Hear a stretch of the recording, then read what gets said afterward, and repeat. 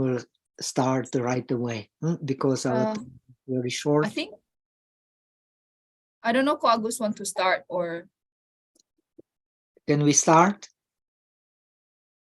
Okay, just a little bit formality. Namo tasse bhagavato arahato samma sambuddhassa. Namo tasse bhagavato arahato samma sambuddhassa. Namo tasse bhagavato arahato samma sambuddhassa. So last time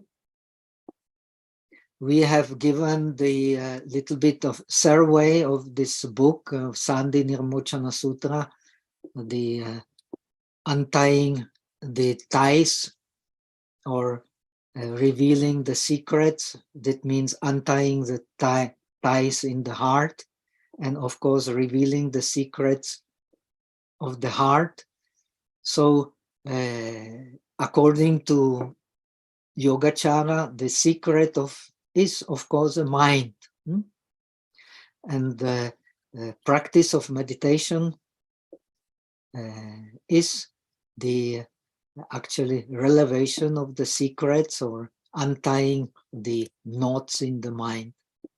And as we will see in this very 6th chapter, then explained in the 7th chapter and 8th chapter also, the that which unties the ties in our mind, that which reveals the secret of our mind, is nothing else but the tathata, the general, the suchness itself. We will see in this very chapter. It is a suchness which reveals the secrets and which unties the knots of our mind. And in this tradition, we have explained in the Yogacara, we have the tradition of meditation based on the Tathagata Garbha, on the Buddha nature, forcing, and we have the tradition based on the Alaya. These two traditions, they all based on the teachings of the Maitreya, who is, be it the historic Maitreya or the legendary Bodhisattva Maitreya, who is in the Tushita, waiting for the right moment to teach in our Saha world, in our world full of suffering. When the conditions are ready for that, it will take, I don't know how many millions of years, maybe less.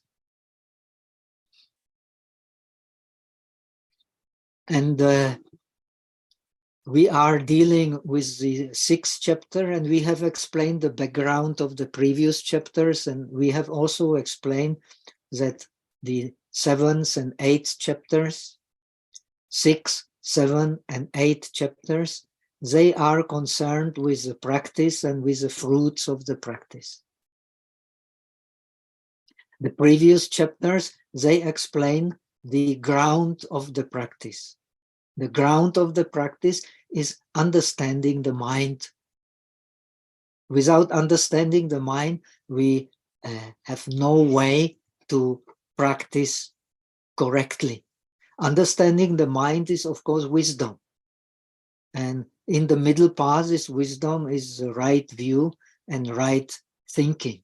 So this is more or less what is this treatise concerned with: the right view and the right thinking, right intention, right motivation. And we are dealing with the 6th chapter. 6th chapter and 7th chapter explain the correct practice of the Bodhisattva. The 8th chapter, the fruits of the correct practice. And the first chapters from 2 to 5 explain, as we have said, the correct ground of the practice, which is correct understanding of the mind. And it has to do with our understanding. We have touched the first two questions. The first question is concerned with how a bodhisattva who wants to learn correctly the practice of shamatha and vipassana in Mahayana, how he, what is his we can say the base, Iso, what is his ashraya, and what is his ju, what is his vihara. So if he practices shamatha and vipassana in the practice of the bodhisattvas, in the Mahayana.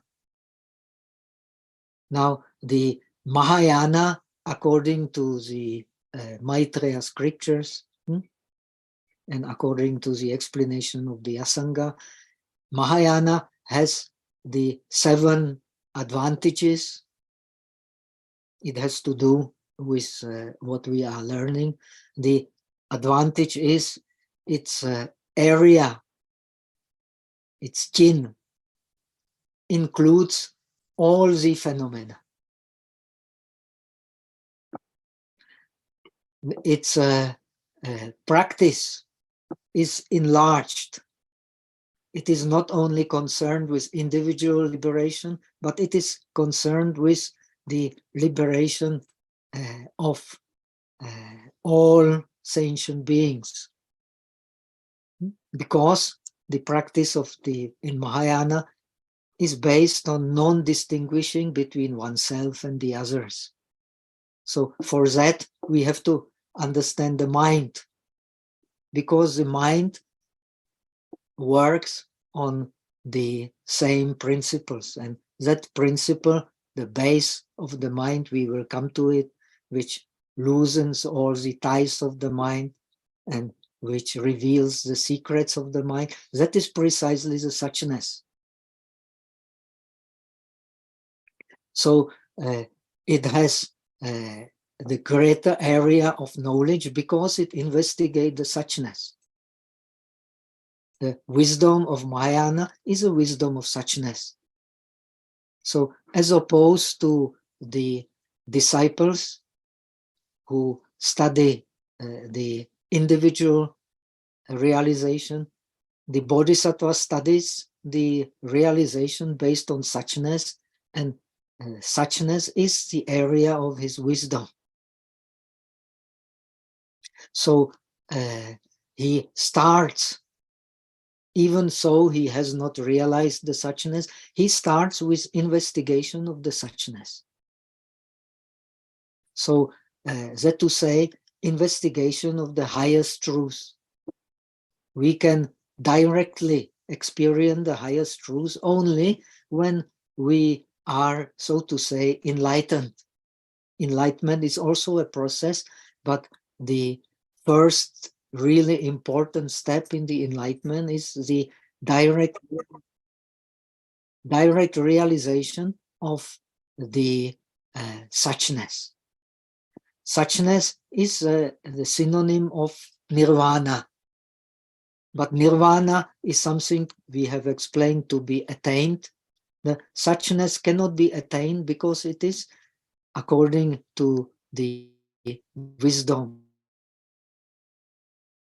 is the real characteristic of all the phenomena. So all the phenomena, they have only one characteristic.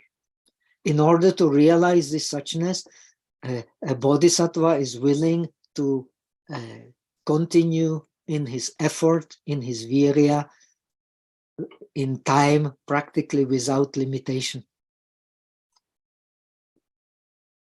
Then for that, he is using all kinds of skillful means. And again, his skillful means are based on the understanding of the suchness. And this brings him to the superior realization, the realization of the omniscience in all aspects. The Arahat, the disciple also attains omniscience, but not in all aspects. But as far as the Bodhisattva practice is concerned, he aims at realization in all aspects, because all aspects are the aspects of one reality, precisely the reality of suchness, which reveals the secrets of the heart, which unties the knots of the mind. Then, according to that, by revealing the secrets of the mind, untying the knots of the mind, he, on the base of suchness, he is able to get the Anuttara Samyak Sambodhi, the highest, supreme, peerless realization of the perfect Buddha, which is connected with the Dharmakaya, the body of the Dharma. The body of the Dharma is again the synonym of suchness, synonym of emptiness, synonym of the very limit of reality, beyond which no one can go. So,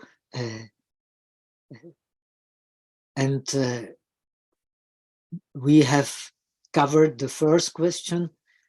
The one who practices the Bodhisattva path, he understands in this tradition that in the suchness nothing can be established. We have covered it last time. And nothing is established, and he makes a vow to realize the highest with the knowledge that nothing is established. Where nothing is established? In the highest reality. And the highest reality is contained in all the phenomena, because all the phenomena cannot be separated from suchness. So that we have covered. Then we have come to the second question, which is very important. The Maitreya is asking, what are, in this practice of shamatha and vipassana, of no only bodhisattvas, but of all students of Buddhism, there is no differentiation, but actually you can spread it from the Yogacara understanding to all practitioners, no matter whether you believe in Buddhism or not believe in Buddhism. When you practice meditation and you want to get the desired result of meditation, which is moksha, which is liberation from mental suffering, you are bound, if you practice correctly, with the understanding of suchness being the ultimate reality, however you call it.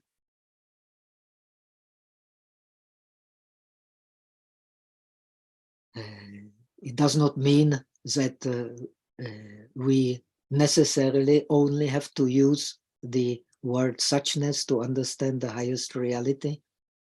In some other traditions, they can use the other names.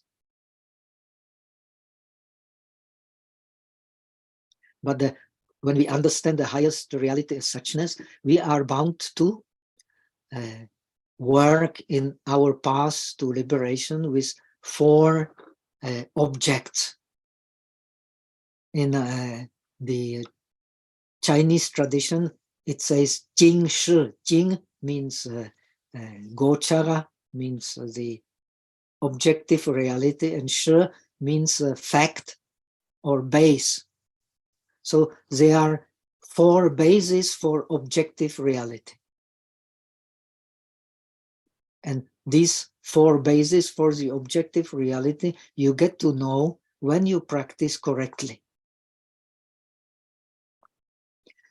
Now, these four bases for the objective reality, as far as you are not witnessing, able to witness the highest reality, the suchness or nirvana, then you are bound to encounter the first two objects we have explained, and that is the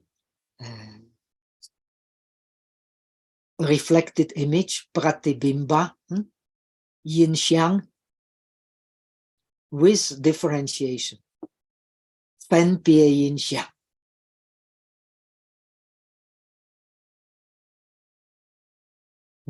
And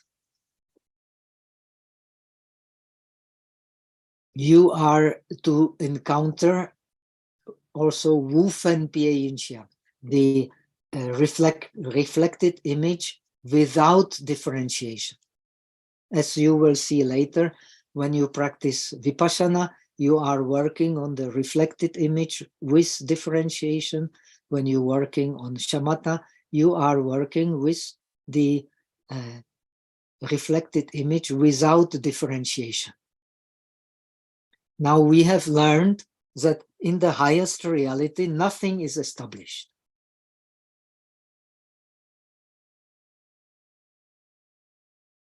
That is how you connect the first question with the second question. Nothing is established. And what you actually established as your reality, unless you have realized the highest reality, it's just these reflected images, pratibimba. The pratibimba in Sanskrit or in Chinese is the same word that when you see your face in the mirror, you call it also pratibimba. Bimba is image, prati means reflecting. Prati literally means against, reflected image. So now on these reflected images, you impose the names, the sentences, the syllables, and generalizations and particularizations. And this is how you actually work. The difference between the one who is practicing correctly and the one who is not practicing correctly in the Yogacara understanding is that the one who is not practicing correctly, he sees these realities of words and sentences, syllables, generalization and particularization that form our understanding of the world through which we communicate. He sees them as something which is self-erosion, which exists by its own virtue.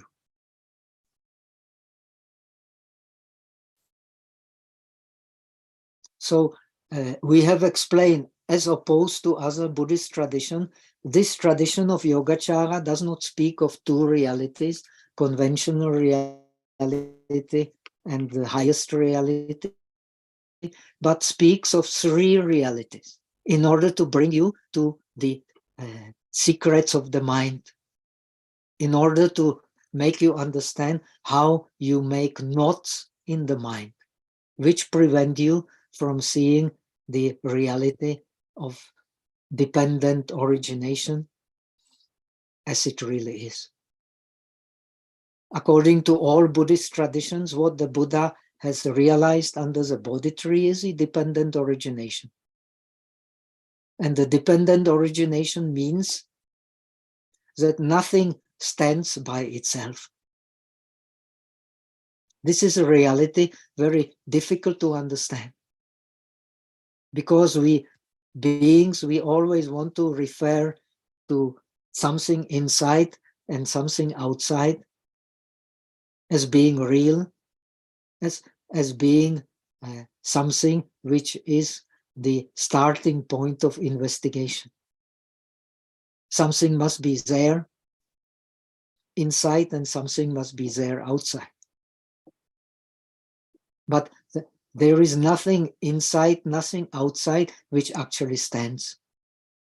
That which stands, that means that which is not related, such an entity does not exist.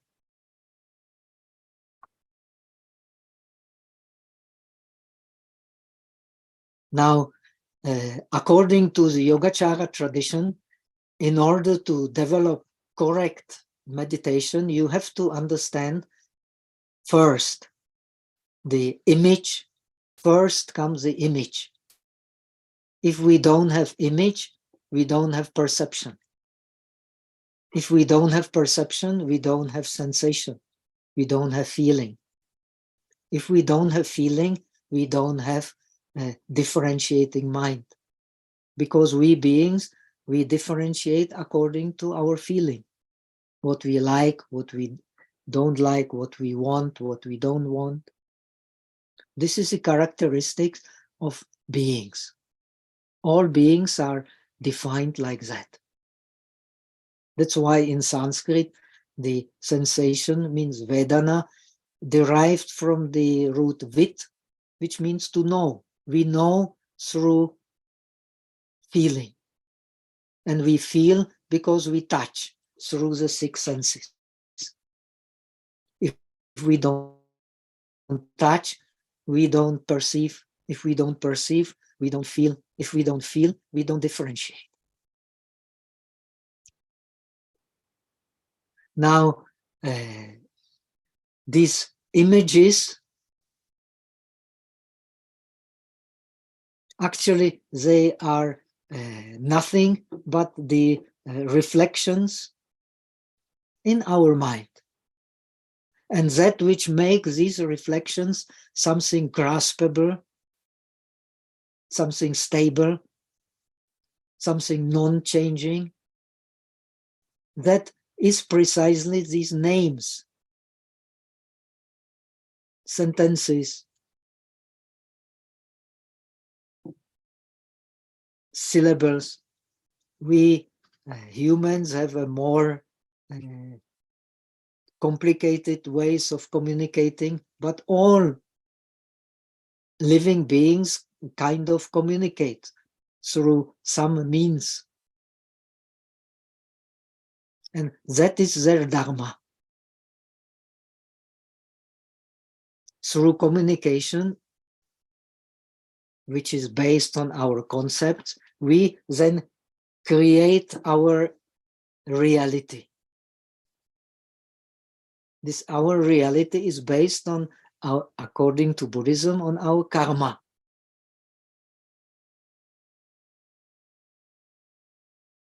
These words karma and dharma, they are closely related.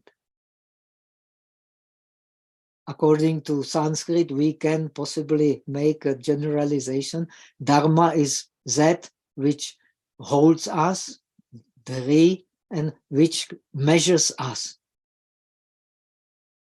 Whether we're conscious of it or not, it is that which holds us and which measures us. Karma is what we do and also what measures us accordingly what we do.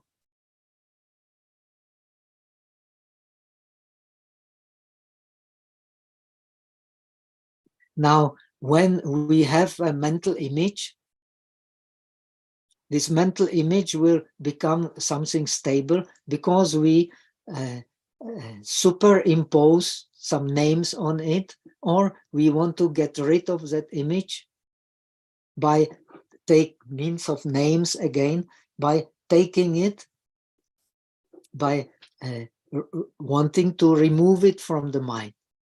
So we either hold it in the mind or we want to remove it from the mind, that image.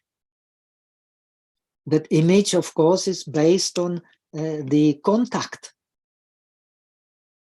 The contact is based on the inner and outer 6 bases. And inner and outer 6 bases, they are based on the mind. And mind is based on the accumulation of our will formations.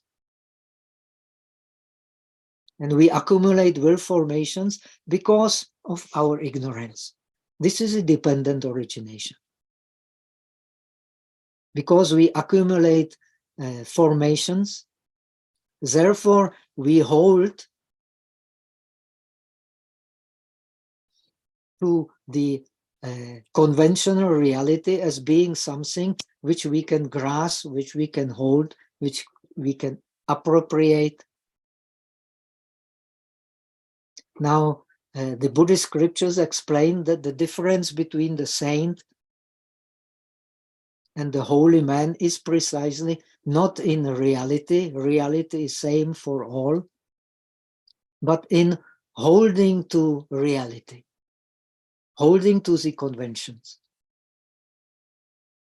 The enlightened man uses the conventions but does not hold to them.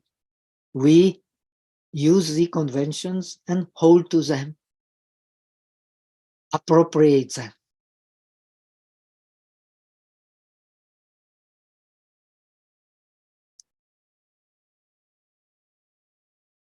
Therefore, the scriptures say, Yacha loke samutio nat ta upeti muni. Whatever conventions they are in the world, the saint, he does not appropriate them. These conventions, they do not belong to us. They belong to these names, sentences, and so on, which make these images stand.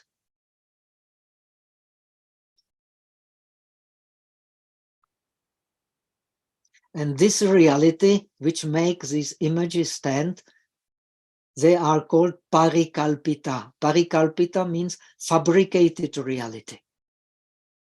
Fabricated reality on the base of making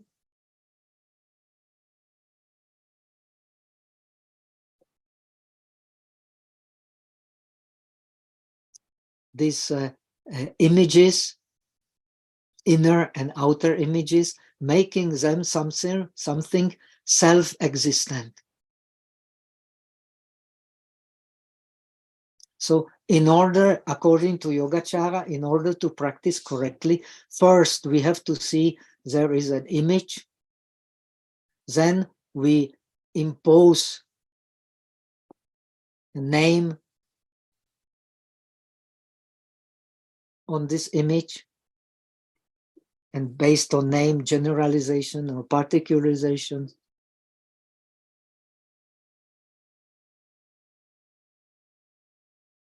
Then we differentiate our inner and outer experience. Actually, there is neither inner nor real outer. All comes from the mind.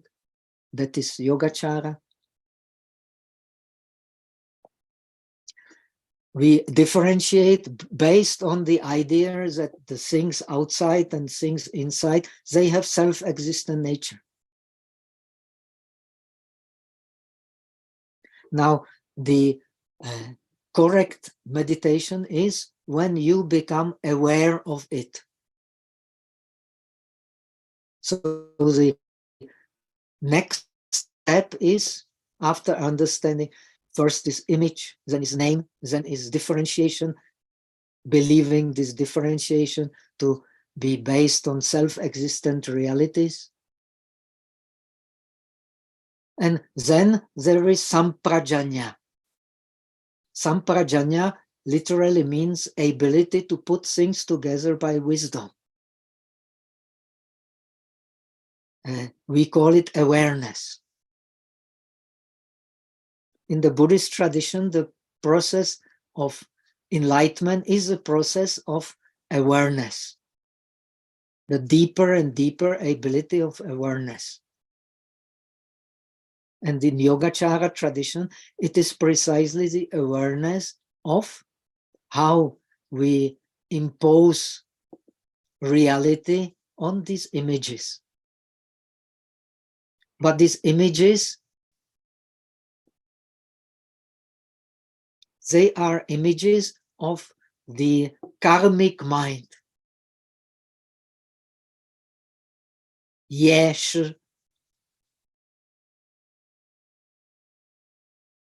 This karmic mind in this tradition is called alaya.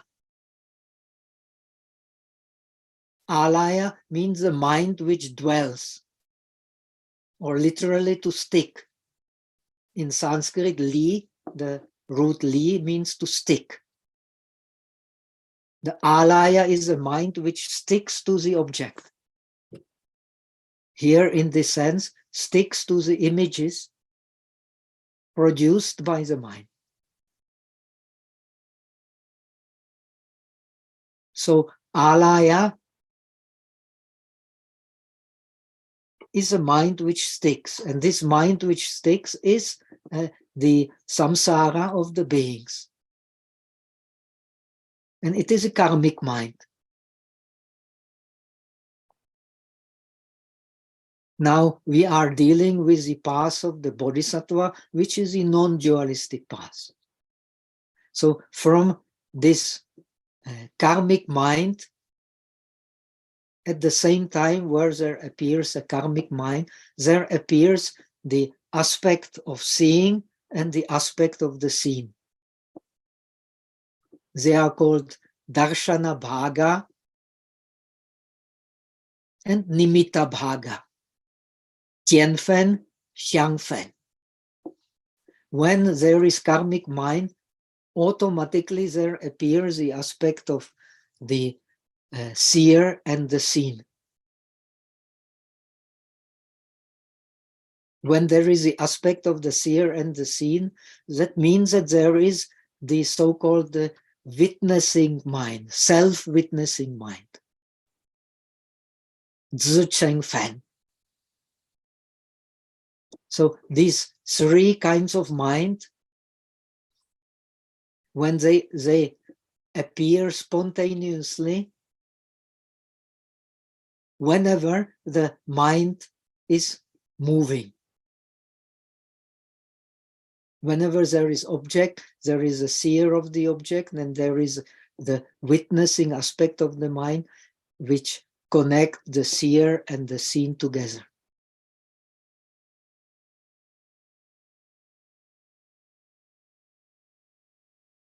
Now we stick to this witnessing mind and mind seer and the seen as something separate, precisely because we do not have enough awareness to see, enough subtle awareness to see that these aspects are produced from the mind itself.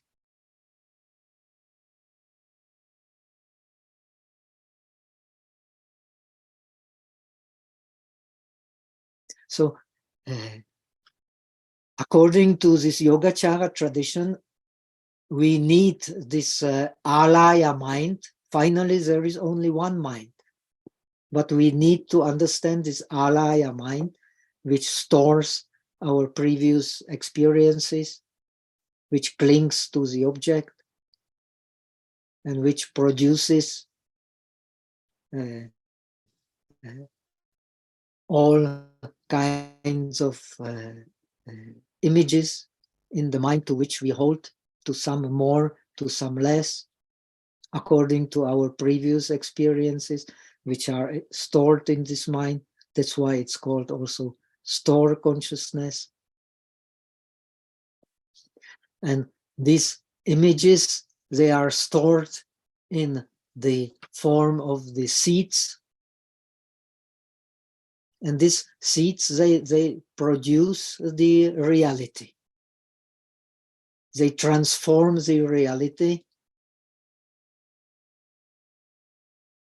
which is ungraspable, into the reality based on holding to differentiations which we think are, so to say, are propriety of the self, existing in beings and existing in the things as well.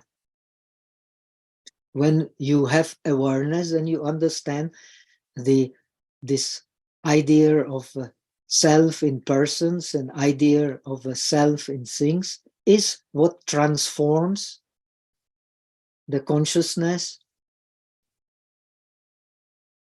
into all different kinds of consciousness. The consciousness alaya, which is the vipaka consciousness, which is a resultant consciousness of our previous holding, and the other consciousnesses which are the result vipaka ja, which are born from this result consciousness. First is born the idea of the self, and on the base of the idea of the self, we then appropriate these differentiations through eyes, ears, and up to the mind, differentiating mind, as being something really existent.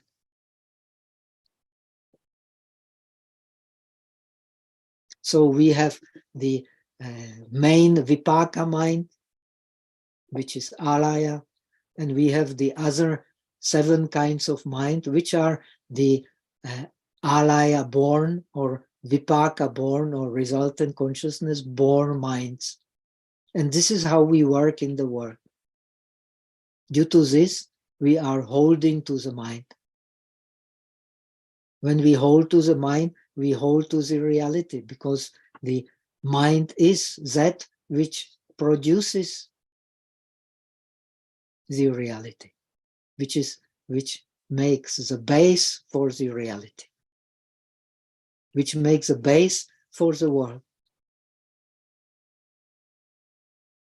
So what is the process of liberation? The process of liberation is seeing the world produced by differentiations of the mind as empty. Empty of what? Empty of own substance.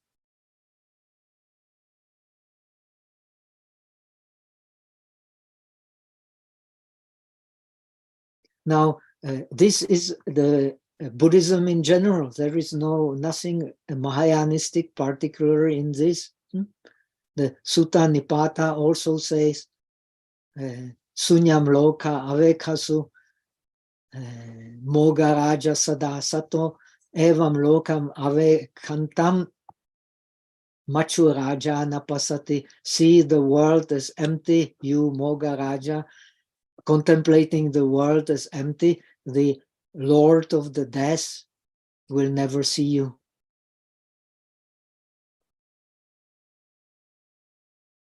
But we do not see this world as empty because we are holding to these images of the mind.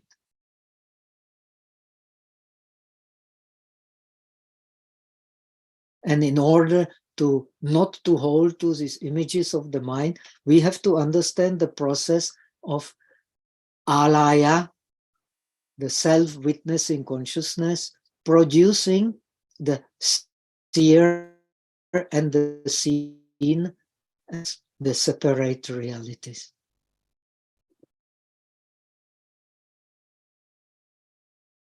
So as long as we have not realized the highest reality, which is the reality without possibility to grasp, the highest reality is the highest reality because you cannot grasp it. Now we have explained, when you have perceived these realities, then you will see that the holding to these images is holding to something which does not exist by itself.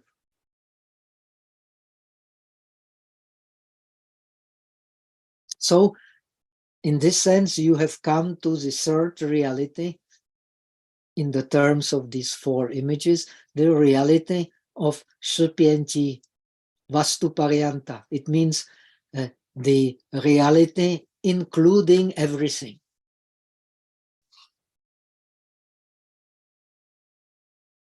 Including all bases.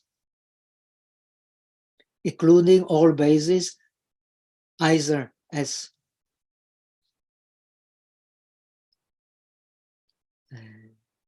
Yavad Bhavikata means as long as one can go. As long as one can go in the worldly experience are the objects of wisdom for Buddhists, the 5 aggregates, the 6 inner and the 6 outer bases, the 18 bases of experience, the eye consciousness, and the colors. You cannot go beyond them. No one can go beyond them. This is very important for understanding Buddhism. All beings, they are, so to say, in the realm of these objects. You cannot go beyond them because all that we experience according to Buddhism, either as we experience as 5 aggregates, the 6 inner and 6 outer bases, and the 18 elements. When you see them, you don't see the self. When you see the self, you don't see these vastus, these real bases of our experience. So this is Yavad Bhavikata. This is as far as we can go in our experience. We cannot go beyond that. And then the other aspect of this is Yatha Bhavikata. This is the aspect of suchness. It is just as it is. This aspect of suchness has then very, very wide implications.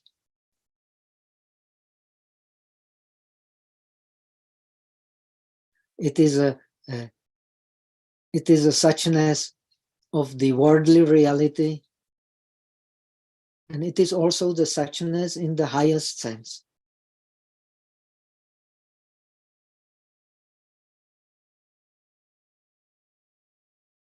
So we study all kinds of differentiations, all kinds of truths, in order finally to come to the one truth. And this one truth for Buddhism, it is suchness. It is a truth of nirvana, which includes all other truths. So Buddha has taught the first discourse. We have explained according to this tradition, Buddha has taught 3 turnings of the wheel of Dharma. The first turning of the wheel of Dharma, the 4 noble truths, finally boil down to one single truth, which is the truth of suchness. And the 3rd wheel of the Dharma, that is a Yogacara, according to Yogacara tradition, it is explaining then the suchness on the base of the 3 realities. This is the highest truth. The reality without characteristic, which is the reality of our imposition of concepts on the reality, names. These names, they have no characteristics, own characteristics whatsoever.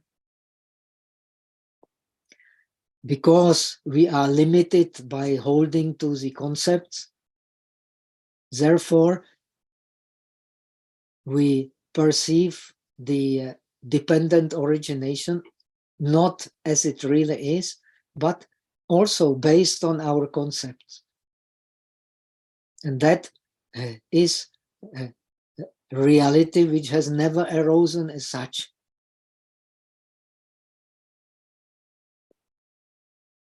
And when we understand it, then we will see the real reality of dependent origination, so to say, deprived of all ideas based on self-existent nature.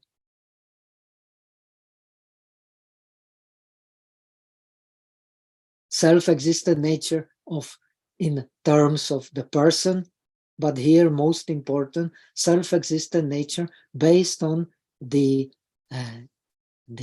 phenomena.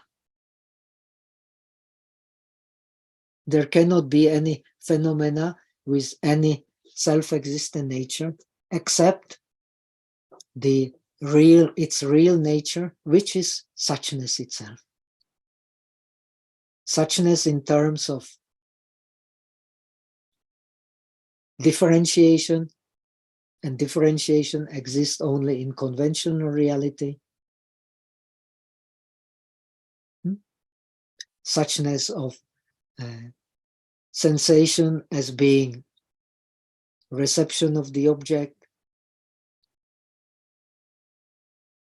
no matter whether it is a pleasant sensation, unpleasant sensation, neither pleasant nor unpleasant sensation, it will always be sensation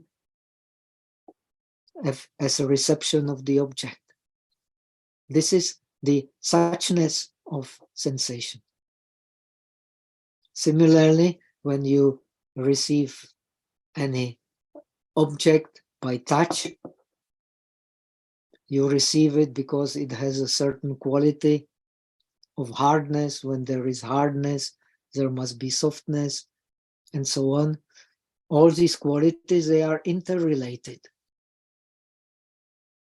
They have no existence by itself. The hardness, which is a quality of the earth, we can know the hardness of the table because the instrument with which we touch it, our hand is soft, so we know the hardness of the table. And similarly for all the other qualities. So no quality exists by itself. It only exists in relation to the other. And that it exists as it exists, it is a suchness.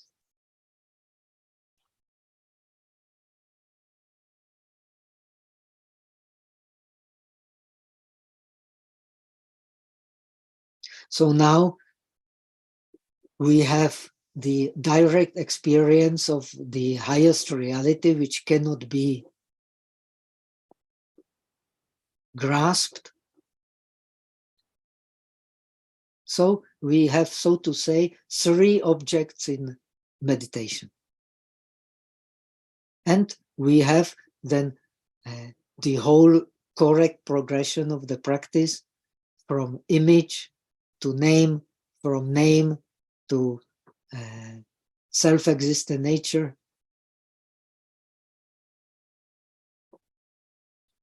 through self-existent nature, through the real differentiation. Then we have awareness that this differentiation happens at the background of the suchness. That is the true awareness. And on the base of this true awareness, the secrets of the mind, the ties of the mind can be untied, can be revealed. And that secret of the mind is that the mind by its own nature is non-dualistic. This dualistic mind is the product of the mind itself. It does not come from anywhere else than from the mind itself. From which mind? From the karmic mind. This karmic mind is also the self-witnessing mind.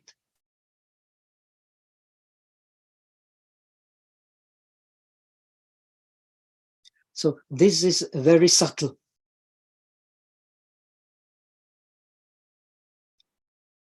It is compared in the scriptures like you have the snail. Snail has two sensors. When it these two sensors, they are inside his body, but when the snail touches anything, these two sensors will come out simultaneously. Similarly, when the karmic consciousness arises, automatically will arise the aspect of the seer and the aspect of the seen, like two sensors from the snail's body.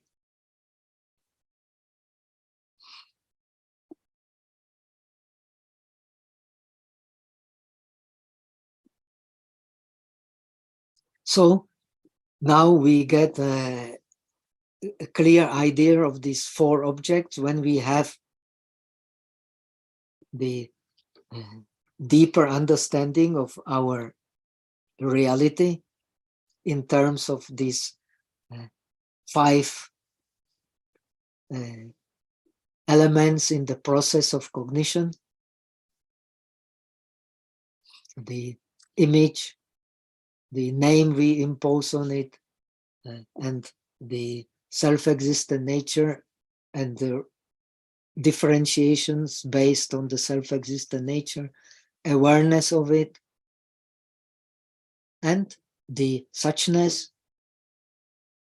Then when you work with this understanding, you can get the karya nishpati reality, the reality where everything is done what is to be done. So you have, so to say, access to complete abandoning of all mental suffering, because the mental suffering is based on holding, and holding in this tradition is holding to the images.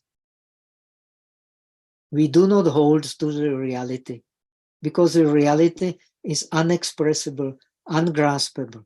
What we hold to are the images of this reality.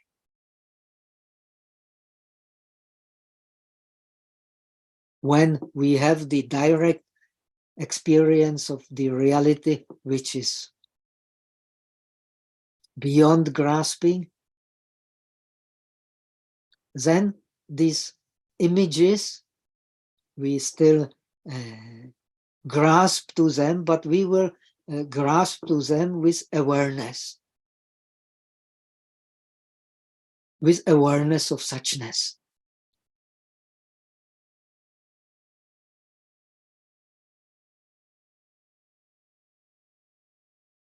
So in the Yogacara Bhumi Shastra, these four objects of the practice of shamatha and vipassana, of the practice of meditation, they are connected with the five objects for purification,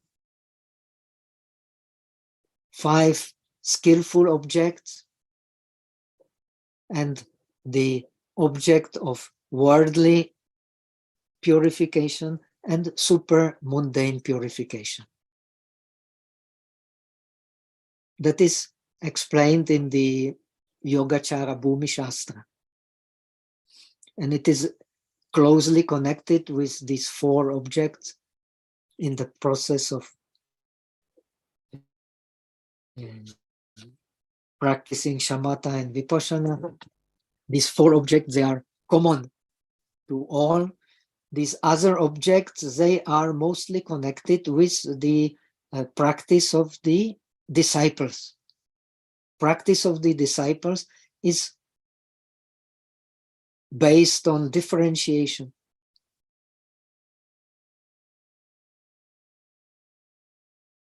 Without correct differentiation, we cannot also practice meditation.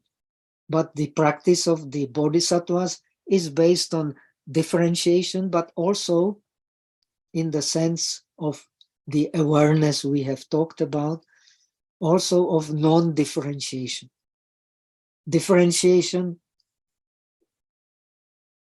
in non-differentiation, and non-differentiation in differentiation.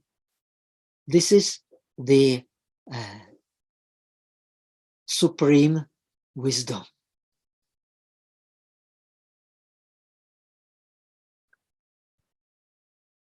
To live, we need to differentiate. Without differentiation, nobody can live.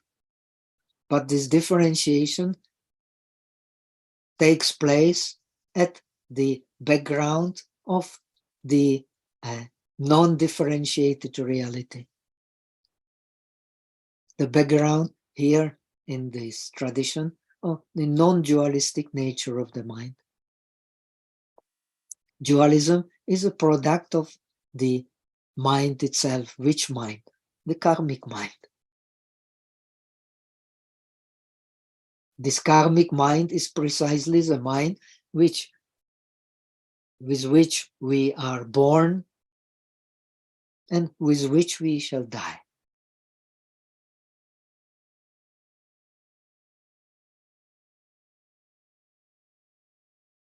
And it is a mind which, so to say, as long as the conditions will be there, it is a mind which goes from one life to another life.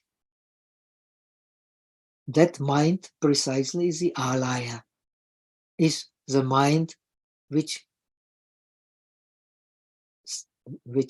literally sticks.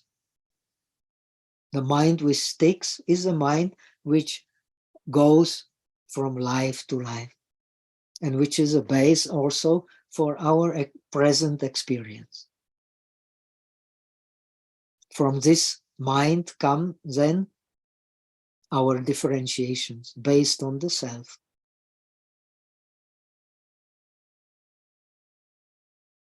So we get some essence, very essential understanding for the Yogacara way of understanding. We have mentioned the other objects, so altogether 16 objects in the Yogacara Bhumi Shastra. The object of purification based on differentiation, again, we have to emphasize again and again that differentiation happens only in the conventional reality. The conventional reality consists of differentiations.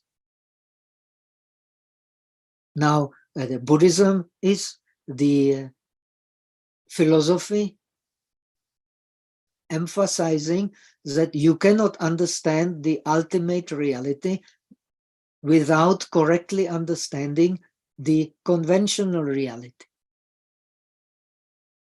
And conventional reality is the reality of differentiation.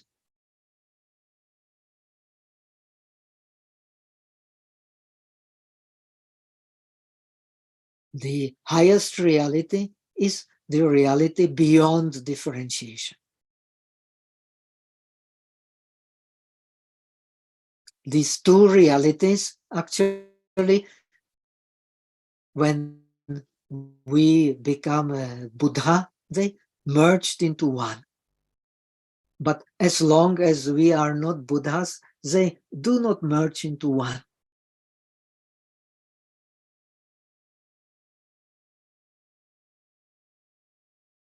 That is why we have explained the difference between the saint and the ordinary man is that the saint knows the highest reality, call it nirvana, call it the suchness, but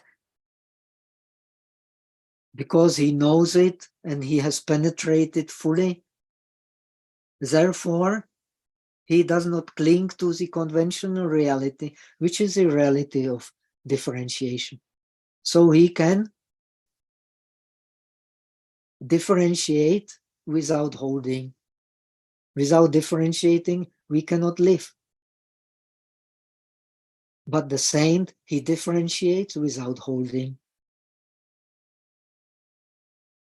he differentiates according to the vastu, according to the basis of reality.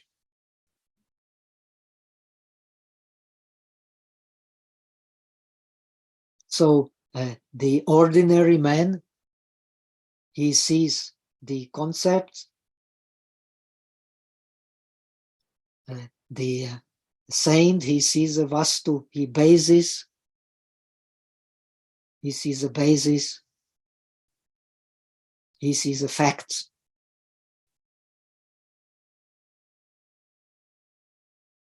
And the facts, they do not clash with suchness.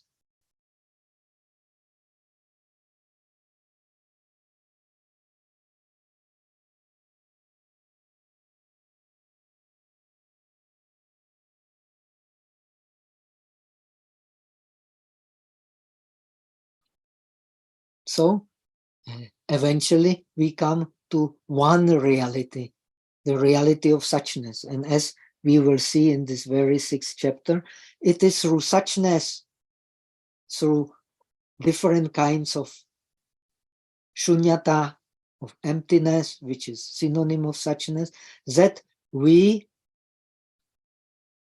remove different kinds of clinging, different kinds of holding. So every holding has a different background,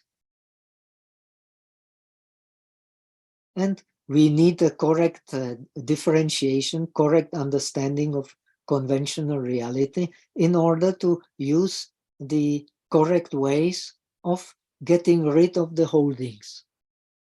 So in the Yogacara Bhumi Shastra for the Shravakas, but we can say not only Shravakas, it is very important for all who practice Buddhism. The 5 objects purifying the conduct, when we have, just like in Visuddhimagga, the Yogacara Bhumi Shastra explains meditation on the base of the different types of persons. Different persons need different suitable objects of meditation. So if a person, like most of us, is especially attached to sensuality, the king of sensuality, of course, is the sexual desire, then why we have very powerful sensuality? All the senses, they are controlled by the sense of the touch, and sense of the touch controls all the other senses, the taste, the smell, and so on. And what the beings are most attached to is the touch.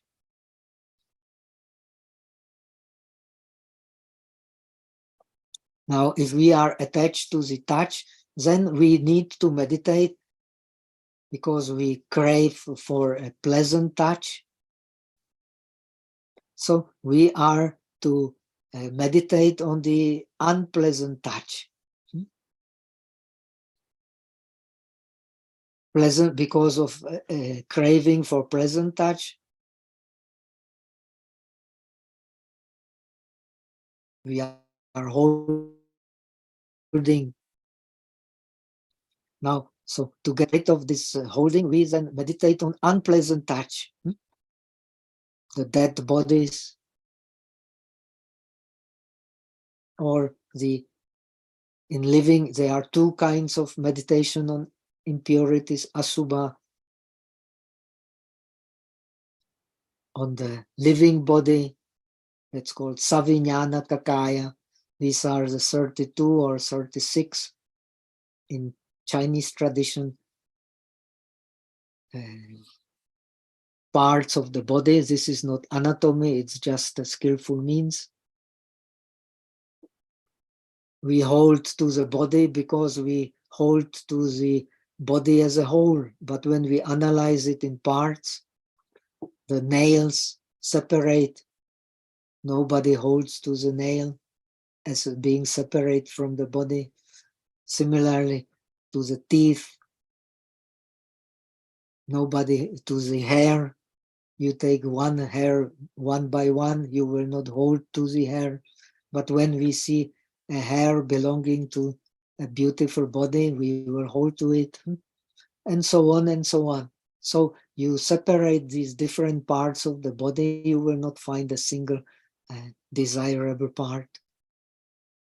And if this is not enough, then aviññānaka asubha, meditating on the dead bodies in different stages of decay. So this is to get rid of the sensuality.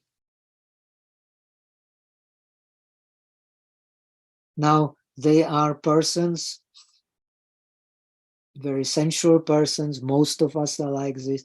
Then they are persons which are dominated by anger, by dislike, by hate.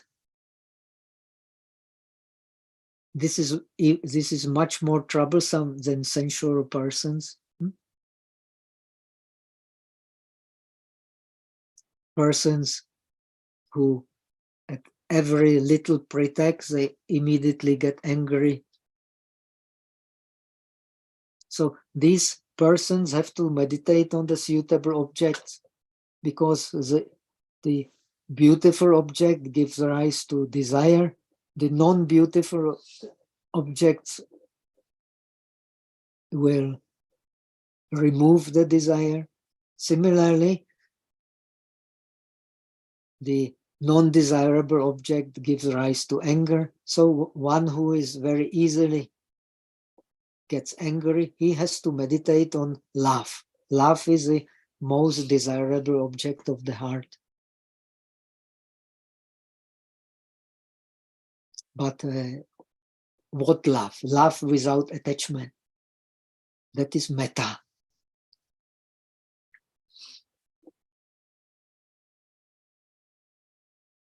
Then there are persons which are especially proud of themselves. They think they are very smart, that they are different from others because they are stronger, more intelligent, better meditations than others, more realized, more wisdom. So for such proud persons, you meditate on the 6 elements. What the being is composed of is just the 6 elements: the earth, water, fire, wind, space, and consciousness. There is nothing to be proud when you see these elements. You forget the pride self. Then there are persons especially deluded.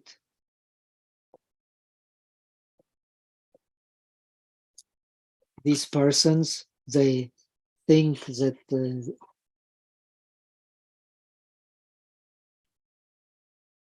they are the creators of all the conditioning, that they are not conditioned. Such persons should meditate on the dependent origination, cause and effect. Then,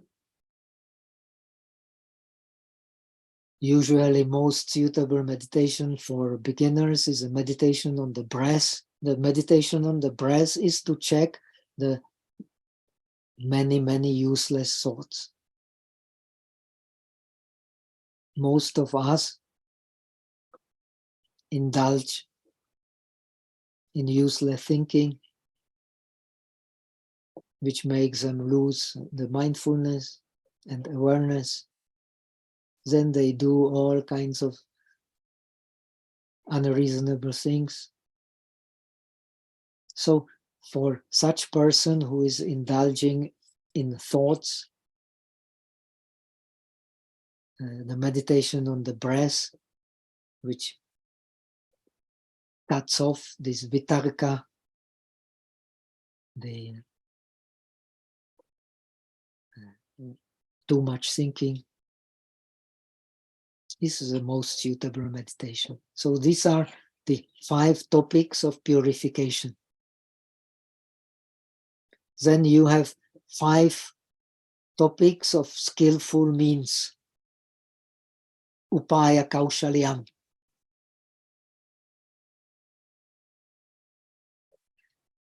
Now, very important, this is Yogacara tradition and we have to understand it.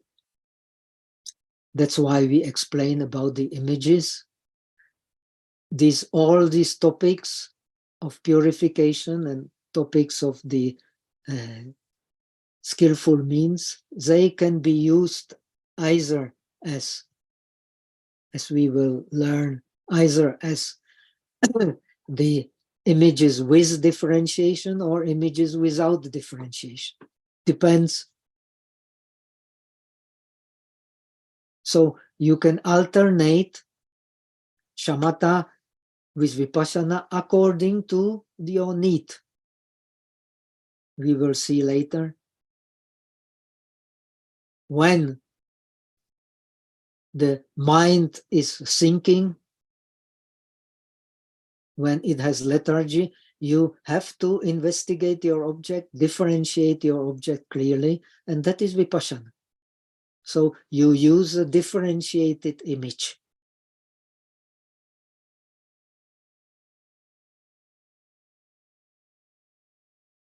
Now, if your mind is excited, if your mind is scattered, you need to place your mind on the non-differentiated image. Only like that you will be able to stabilize your mind. So as we will see later in this very chapter, you can combine the meditation on the differentiated image or a non-differentiated image, because everything we actually can get hold of the mind are the images of the mind. What else can we hold? The reality we cannot hold because it appears and disappears at the same moment. What we hold are the images we create of this reality, which appears and disappears in each and every moment. The body is the energy, the mind is the energy appears and disappears in each and every moment. You can see it in science, even on the screen.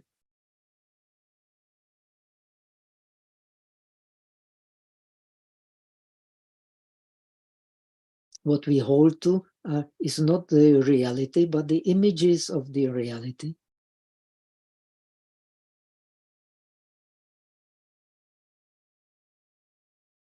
And you can combine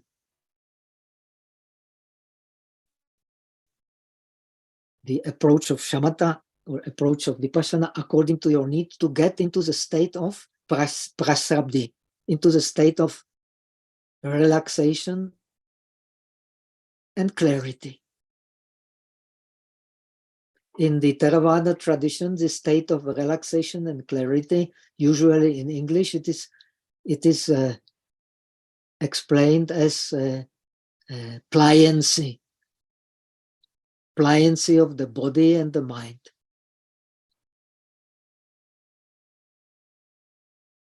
In order to combine shamatha and vipassana,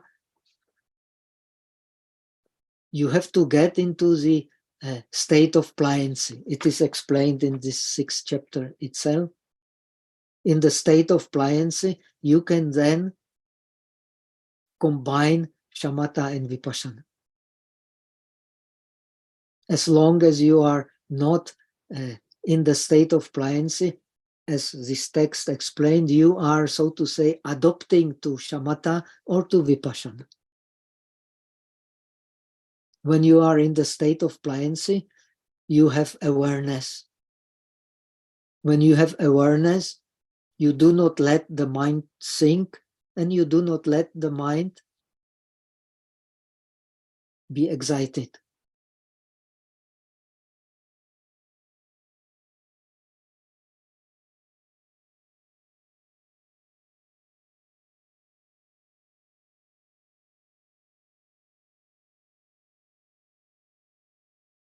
As long as you have not attained the state of pliancy, so you have to practice mindfulness,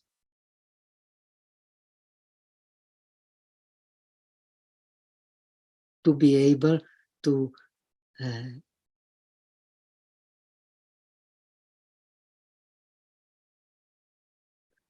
check on the thoughts of the meditation.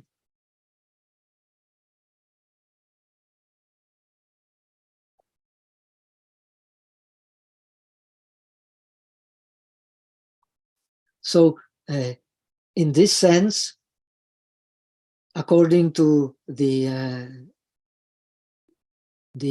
approach of the Theravada and of the disciples, you can actually successfully combine shamatha and vipassana only if the object is the highest reality, nirvana.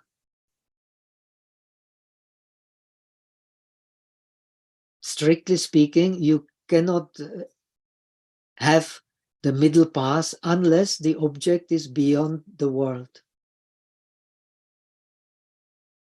But in this tradition, in the Bodhisattva path, you contemplate on the true reality, on the suchness from the very beginning.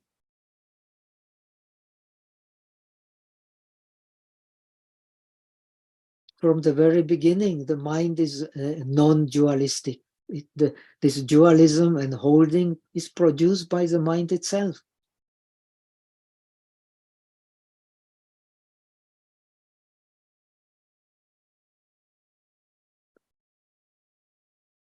So realizing the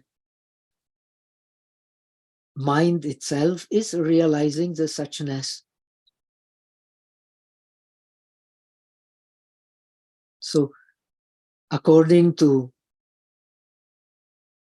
Abhidharma Samuccaya,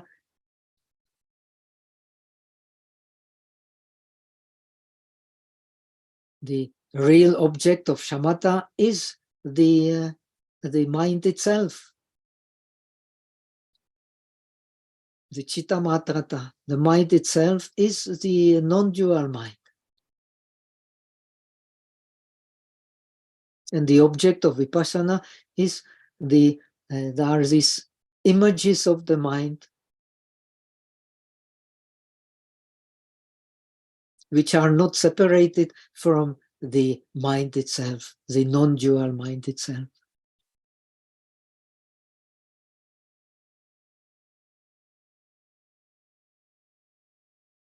And you can only do it in the state of pliancy. This state of pliancy is the state of lightness, softness, pagunyata means expertedness. The mind becomes very expert in not holding to anything and to do the job properly. And the straightness. All these aspects are implied in the state of the clarity and relaxation. So when you are in the state of clarity and relaxation, you can, with the help of awareness,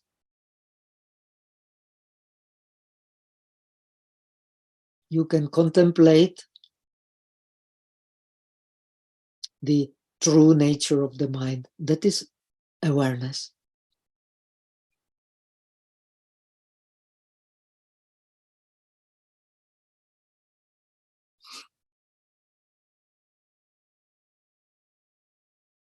So on one hand, you can enter into the state of samadhi, which is the mind without fluctuations, or you can investigate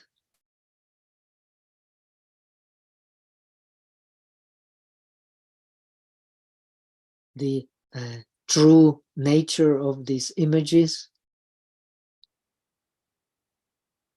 also in terms of non-duality.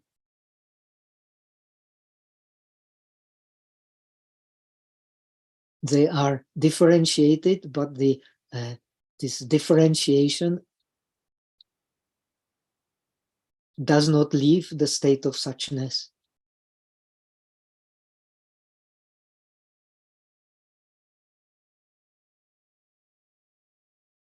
The differentiation not leaving the state of suchness is the vipassana.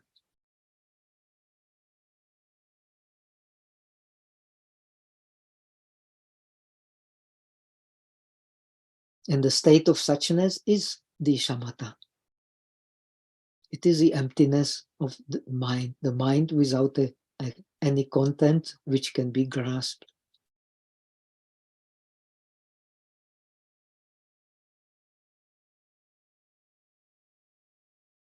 So for this reason, these objects, they are also objects of shamatha, and they can be used as object of vipassana. Same for the objects of purification, same for objects as skillful means. What are the objects of skillful means? The five aggregates. The five aggregates, you can also make them differentiated image and non-differentiated image.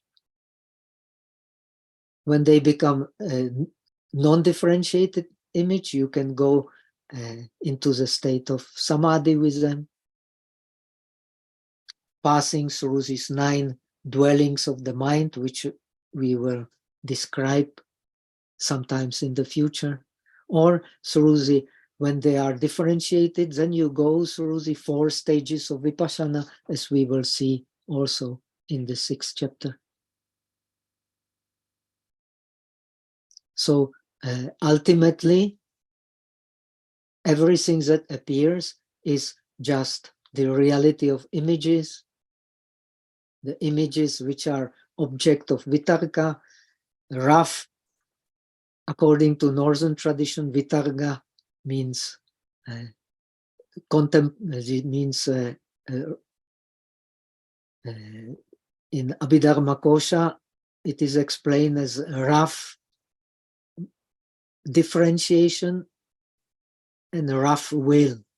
Will and differentiation is vitarka, is applied thought or applied attention. And the subtle differentiation connected with subtle will is vichara, the subtle differentiation and subtle will. So no matter, according we will see in our 6th chapter, we have 3 stages of both shamatha and vipassana. First you have an image, then you have the vitarka on that image, the rough differentiation, and then you have the subtle differentiation. And subtle differentiation, again, we will see later, leads to the understanding of the dissolving the holding to the images by penetrating the suchness of these images.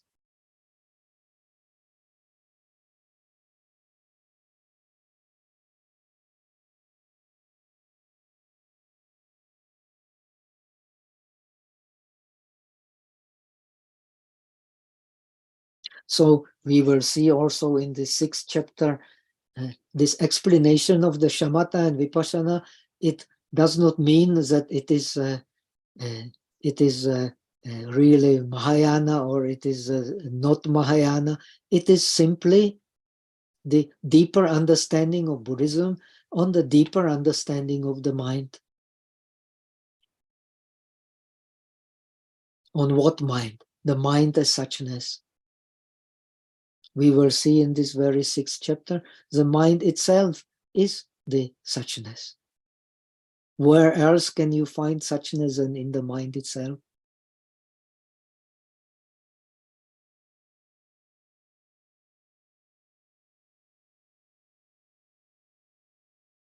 So first you have the aggregates, then you have the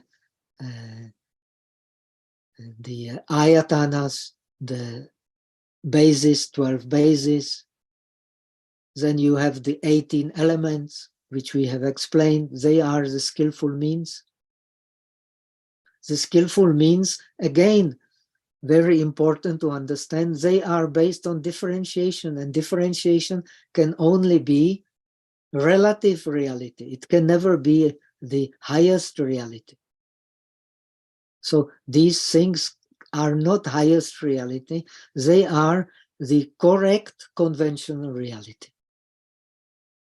You need a correct conventional reality not to be deluded about the highest reality which cannot be grasped. But they are purely conventional objects. This is a difference. Similarly, the dependent origination and what is possible and what is not possible based on the dependent origination. They are the skillful means which you can use either as the differentiated images or non-differentiated images, according to your need. Then you have the worldly purification based on the practice of shamatha with worldly objects, like the breath, like the metta we have mentioned, like the asubha, the impurities, and so on, like the kasinas, the different, many different objects. Here in the Theravada tradition, we have 40 objects mentioned in the Visuddhimagga, but you can practice on innumerable other concepts, the art of dhyanas. It does not mean you only need the 40 objects. They are just the tradition. So you can practice the dhyana also on the non-differentiated image of the skandha or whatever, or of the ingredients of the skandha, like the ingredients of the formations, like on the attention, or on the when you analyze a mind, you can even practice the dhyana on mindfulness itself when it becomes a non-differentiated object.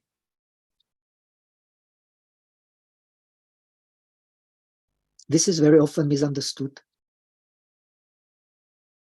So you have the worldly purification of the objects that you can grasp, the objects that you can differentiate, and you have the supermundane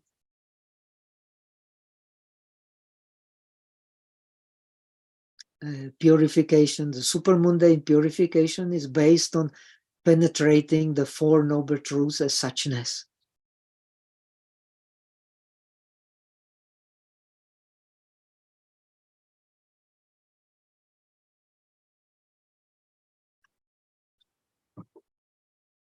The Four Noble Truths, they are also suchness. They are not separate from suchness.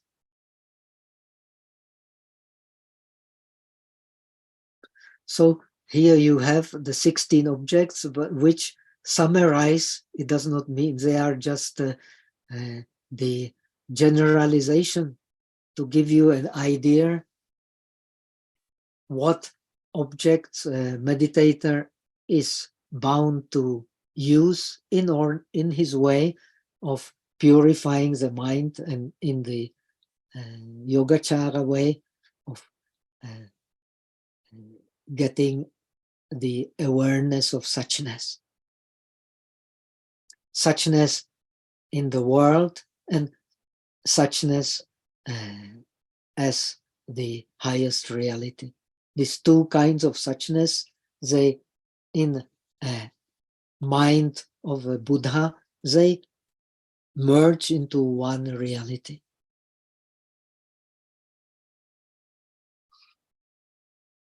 So we come to the third question.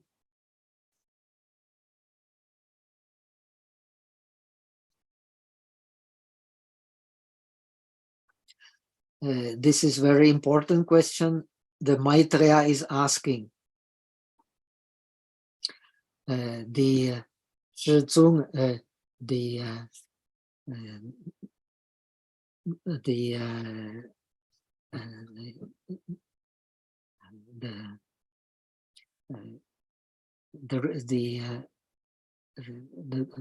that is another name for Buddha, or the worldly honored one. How a bodhisattva, based on these four objects of shamatha and vipassana, how does he search for shamatha, and how does he becomes fluent in vipassana? Neng chu shamatha, neng shan vipassana, in Chinese. That means here shan means to be fluent in. That means to know well. So how does he search for shamatha, and how he knows well vipassana? Vipassana is a synonym of wisdom, differentiating wisdom, analytical wisdom. And in regard to shamatha, it is search. Why? That's why we have explained in the Asangas Abhidharma Samuchaya, Shur Apitamolun, you find the ultimate object of shamatha is nothing else but the suchness itself, the mind only.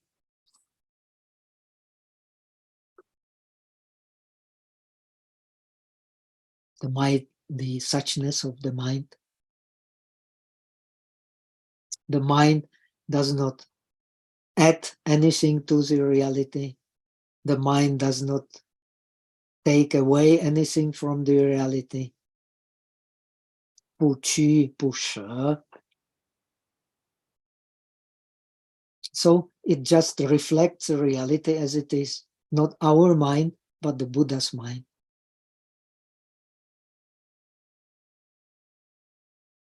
That's why Chu shamatha. How does one search for shamatha and becomes fluent in vipassana? Fluent in vipassana, we have explained, he can contemplate these images according to their true base, according to their true nature, inseparable from suchness.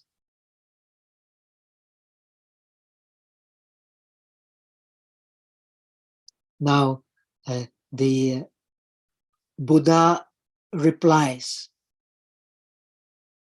我告示此是菩萨曰,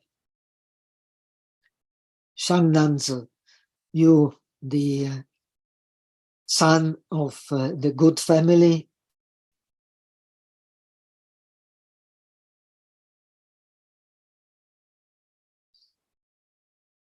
as I have for the bodhisattvas explained, that all dharmas are are illusionary established. That means are not really established in the highest reality. In the reality of suchness, you cannot establish anything at all. We have explained that. And what is the dharma which is illusionary established? That means it cannot be established as the highest reality. It is only the conventional reality, because the reality of distinctions is only the conventional reality.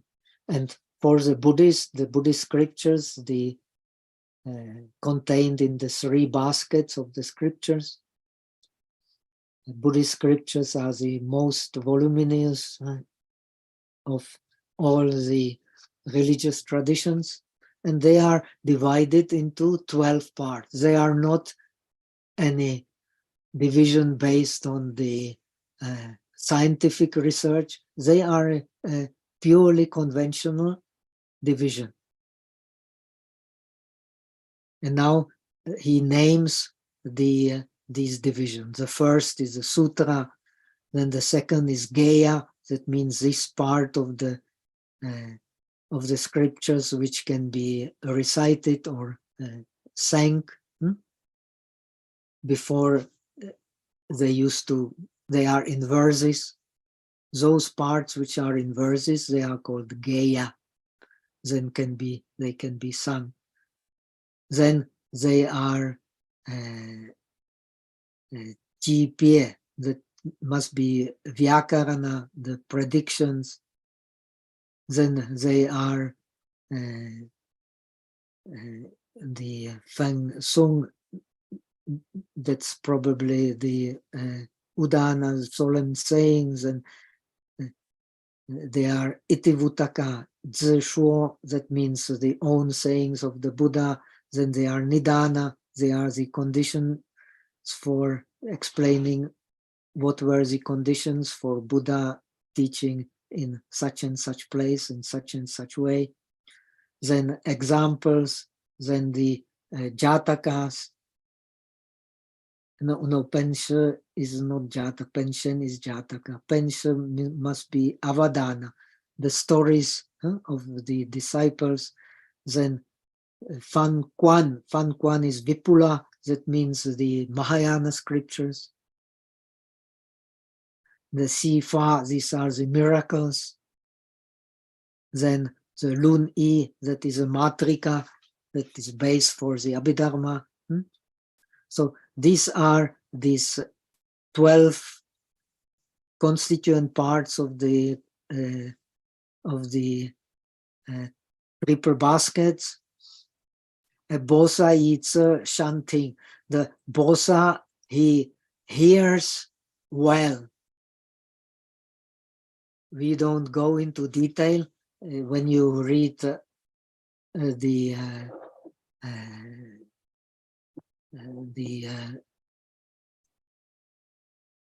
Yogacara Bhumi Shastra, you will have the very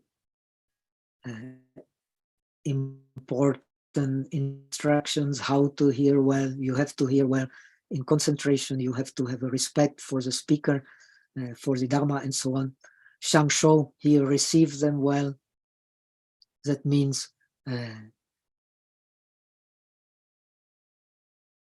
he can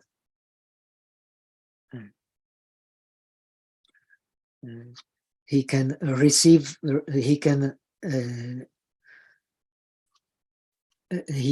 recite them.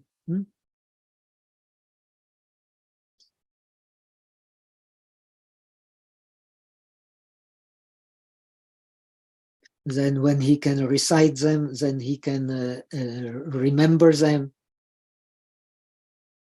Then when he can remember them, then he can also he can Tien Shan Tung Ta, then he can penetrate into their meaning in terms of the generalizations and differentiations. We will see that on the part. So these are the 5 constituent parts of the wisdom from hearing. Learning Buddhism is learning 3 kinds of wisdom. Wisdom from hearing. Nowadays we read, which makes you familiar with the terms and their meaning. This is also a very important part. Some people study Buddhism to criticize Buddhism without actually grasping the meaning. They are such people. So this is, in order to study Buddhism correctly, you have to have these conditions of the correct hearing. Without the correct hearing, you will, without even hearing, without even getting familiar with these concepts and penetrating their meaning, you will start criticizing. Then there is no way of understanding at all. This is a problem of the dogmatic religions. Then the next one is Shruta Maya Panya. Studying Buddhism, you need to hear well. That means to understand the concept. Then Chinta Maya Prajna. You have to contemplate on these concepts. You have to penetrate, weigh them in your mind. According to Yogacara Bhumi Shastra, it consists of weighing in the mind these concepts and penetrating in depth their meaning. In some Buddhist traditions, like in the Dalai Lama's tradition, you can get enlightenment even based on correct contemplation. Correct contemplation already implies deeper understanding and concentration on what you have correctly contemplated. So after that, we have the Chintamaya Prajna, which is you Ru, Su, Shan, Si, Wei, Fa.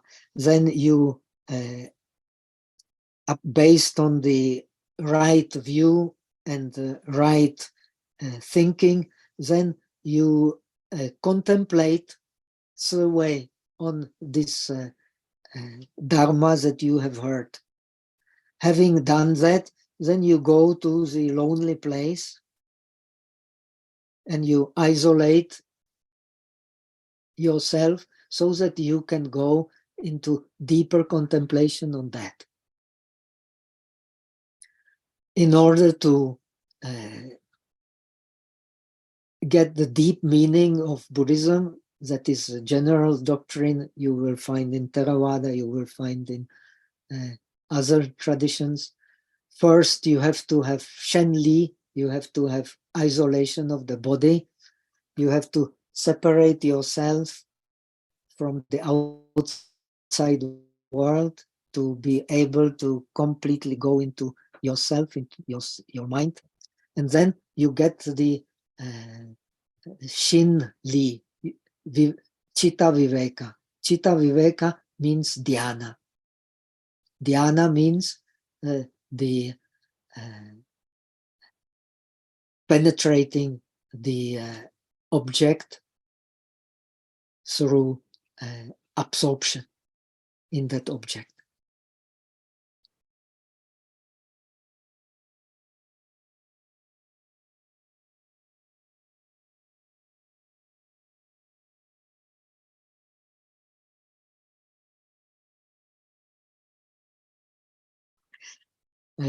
Then, having gone to the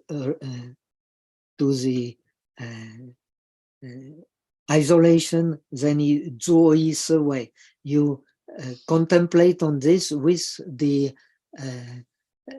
concentrated attention. Zuoi means attention. Here means concentrated attention, which leads then to the mind, can lead to the mind isolation. You need a concentrated attention to be able to go into the mind isolation. Mind isolation is dhyana.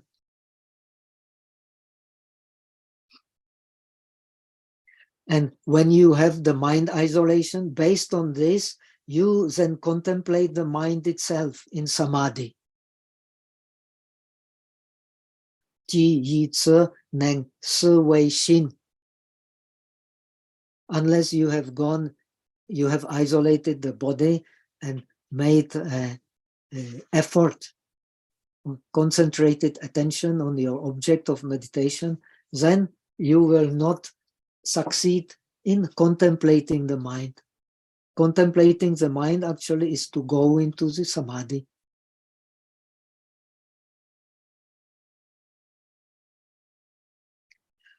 So that nei xin xiang shi, so that there will be a continuity on that image.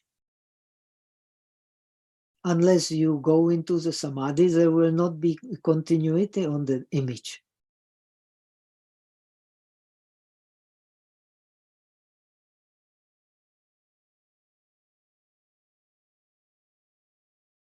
So it means that you contemplate it with this concentrated attention, so that your mind does not break away from this object.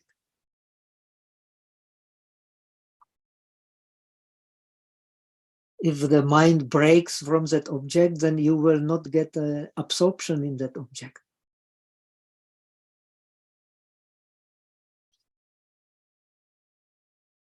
So having a practice correctly like this, and anju, that means state in the state of appeasement on that object, you will not get the what we have described as the pliancy of the body and the mind. So you will get, with these previous conditions we have described, you will get the Shen Qing An. You will get the pliancy of the body. That's why we have explained this pliancy of the body is connected with this ability to feel the body light, feel the body very shiye, kamania, be very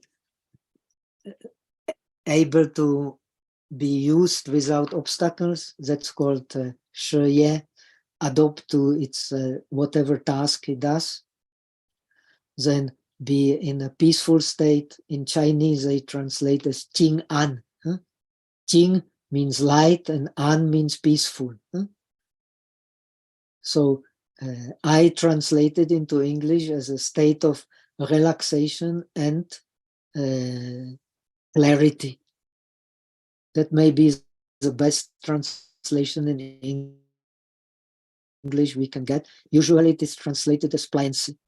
So you have a pliancy of the body and pliancy of the mind. This is the condition for putting the shamatha and vipassana together. Unless you have this condition, when you have this condition, you have automatically also the samskara upeksha. Pliancy is connected with samskara upeksha. Samskara upeksha means sing sha. That means you are not holding to the grasping for pleasant sensation. You are not rejecting the unpleasant sensation, and your mind is not sinking and is not excited. When you have this state, then automatically you will get the state of relaxation and clarity. When you become a Buddha, no matter whether disciple Buddha or Supreme Buddha, this state will be continuous. In our condition, it will be always interrupted. We meditate, we may get this state. After that, we have some obstacles in daily life, in work, in family, and it's gone.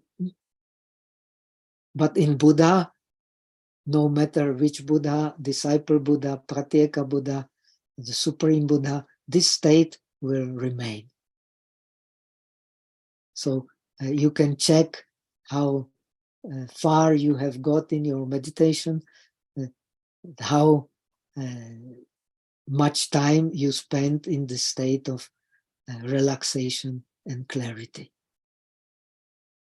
And this relaxation and clarity of the body is closely connected with the relaxation and clarity of the mind, because mind and body, they are always working in mutual relation.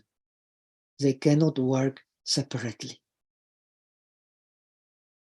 In the Theravada tradition, in Visuddhimagga, also in Hindu tradition of yoga, in Mahabharata, you will find the same example. Our body is like the blind man, and our mind is a cripple. The blind man does not see anything. The body does not feel anything without the mind, and the mind cannot move without the body. The mind needs a body in order to be able to move. This is very important, very deep understanding. According to Theravada Abhidhamma, in each and every mind you have to have this life faculty.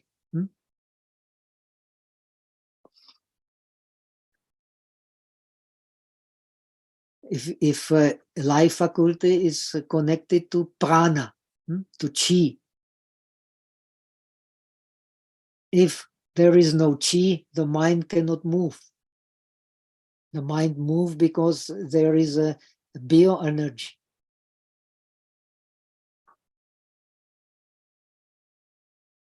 This bioenergy, the chi, the prana, is compared in yoga to the horse, and the mind is like the horseman.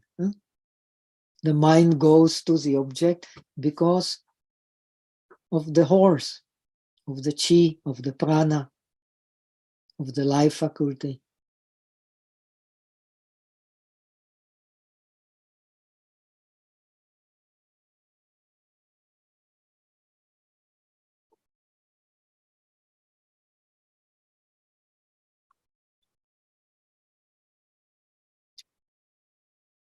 So with this base of pliancy, ji, yi, ru, suo, shan, si, wei, fa, nei, san, mei, then he can then understand the nature of the object. We will see later there are 7 kinds of the manasikara attentions. The first attention is liao xiang,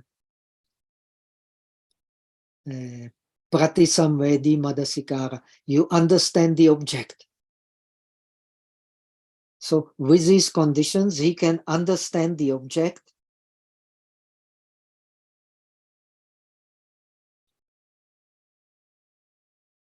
When he understands the object,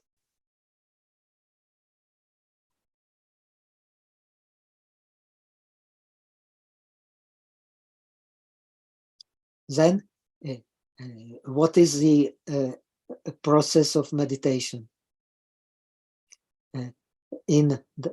When he is in samadhi, then that image of the mind with which he has been working,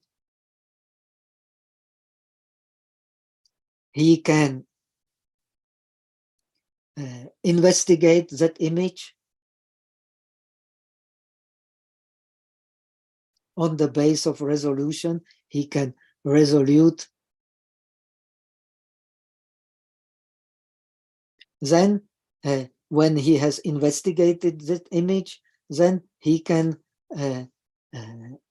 according to his need, he can abandon that image and use another image.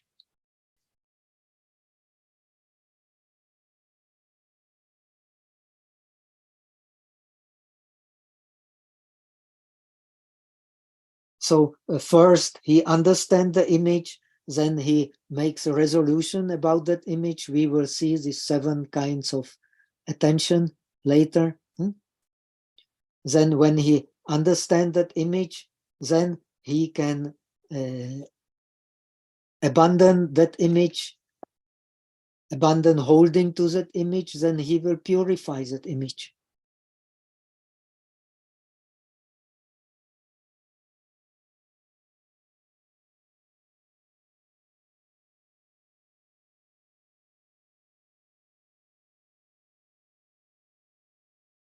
So on the base of this samadhi image in his mind, then here you have these 4 stages of vipassana. He can Jensutsu means vichinoti, that means he can understand the particular characteristic of that image, hardness of the earth, the cohesion of the water, the temperature of the fire, the moving of the wind, or pushing sensation of the wind. Then he can pravichinoti zui ti sutsu, that means he can understand the common characteristic of that image. That means impermanence, the sorrowful nature of impermanence, the unsatisfactory nature of impermanence, the selflessness of the impermanence. So this is the common characteristic of all these mental images he investigates in Vipassana. Then he can differentiate that image in a rough way by using wisdom. The rough wisdom is based on rough differentiation. And then this is based on wisdom, which penetrates also all the other aspects of understanding, perception, the sensation, and so on. And then he can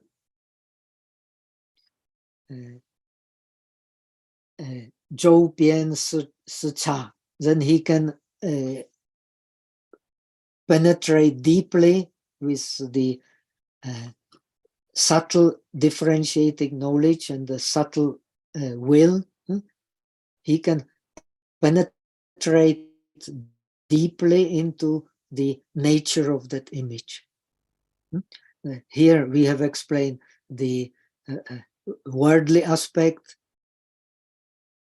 the fact as it is, the real base, like the reception of the object being the nature of sensation, and the suchness, that means the aspect of emptiness. All this is not to be subjected to grasping. And so this is wisdom, which is explained as kshanti. Kshanti means tolerance. Kshanti means ability to receive the object as it is. Then le means that he is able to, because he is in the state of samadhi and because he is in the state of non-clinging, so he has joy in the heart. The joy, vipassana is also samadhi. In Buddhism, we have shamatha samadhi and vipassana samadhi. Vipassana samadhi is also free from the disturbing factors, from the kleshas, because he has penetrated the object of vipassana, the differentiated image in samadhi. Therefore, he is in the state of the joy. This joy also belongs to wisdom. Then the wisdom, of course, that is panya. Panya means dharma pravichaya. Dharma pravichaya means the penetrating the object as it really is.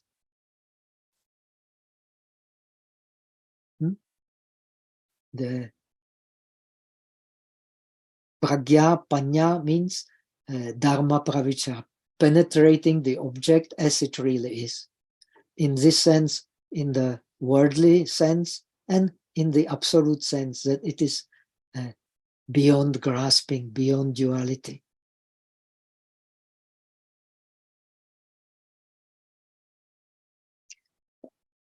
Now, Ru Tien means darshana, that means the correct seeing. Quan means the vipassana, the correct differentiation.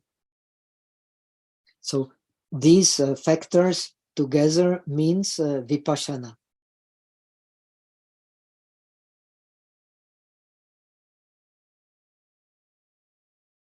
And in this way, the bodhisattva, he can become expert or fluent in vipassana.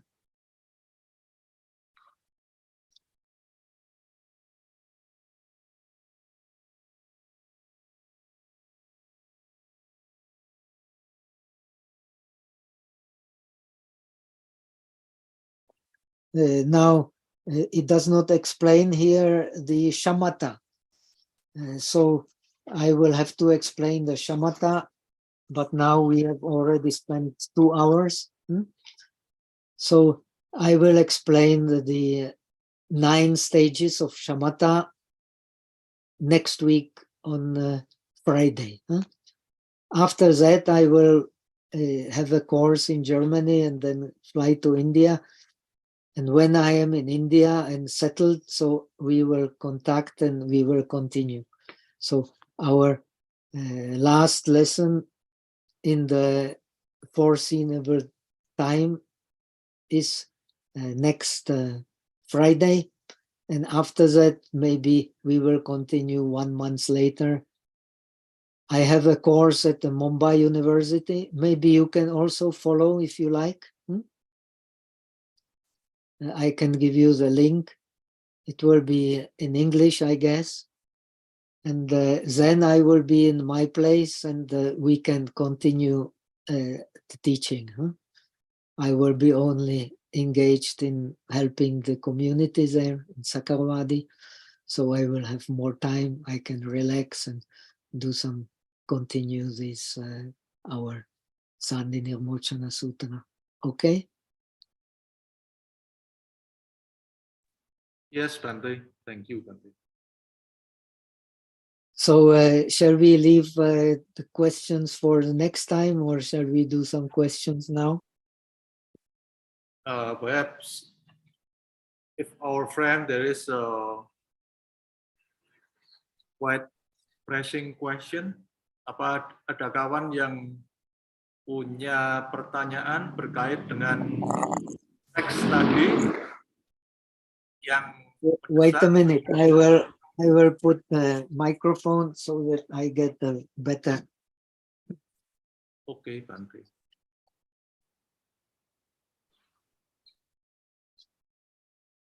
Powering on.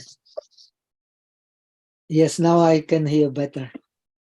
Oke, Bhante.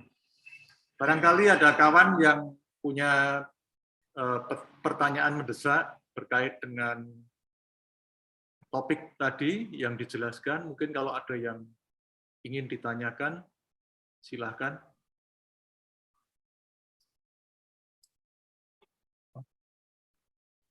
Ya, Sugi, silahkan.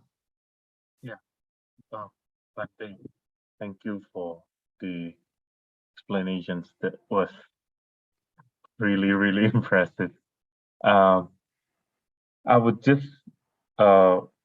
just reflecting to my practice. I don't know how far I could relate, but I think that is the part where I want to ask you, Bhante. When Bhante said that there is this, we're using an image, whether it is differentiated or undifferentiated. That is to say that actually we could only grasp something that is actually in the past, right, Bhante?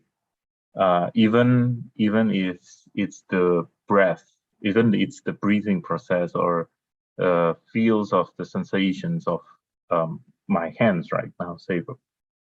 Now, so that relatively speaking, it is never the truth. That's why Bhante said that we could never grasp the ultimate reality, perhaps something like that. Now, but what I find interesting is that when Bhante said that later on, I think the later part, Bhante said that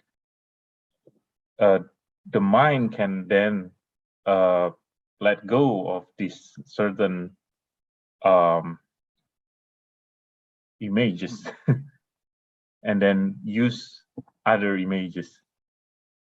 To me, that is very interesting. So now my question is, does this thing naturally happen, as in the mind would naturally feel or perhaps not feel, but perhaps naturally sense that certain images as an object of a meditation has become too coarse, that it would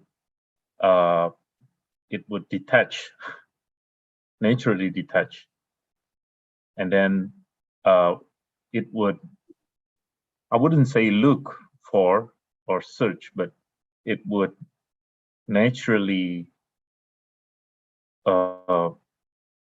just by being there, find something as a new image or a new object. Is this what is being explained in the sutta, Bhante? So thank you, Bhante. Yes, actually, we will see in the text itself that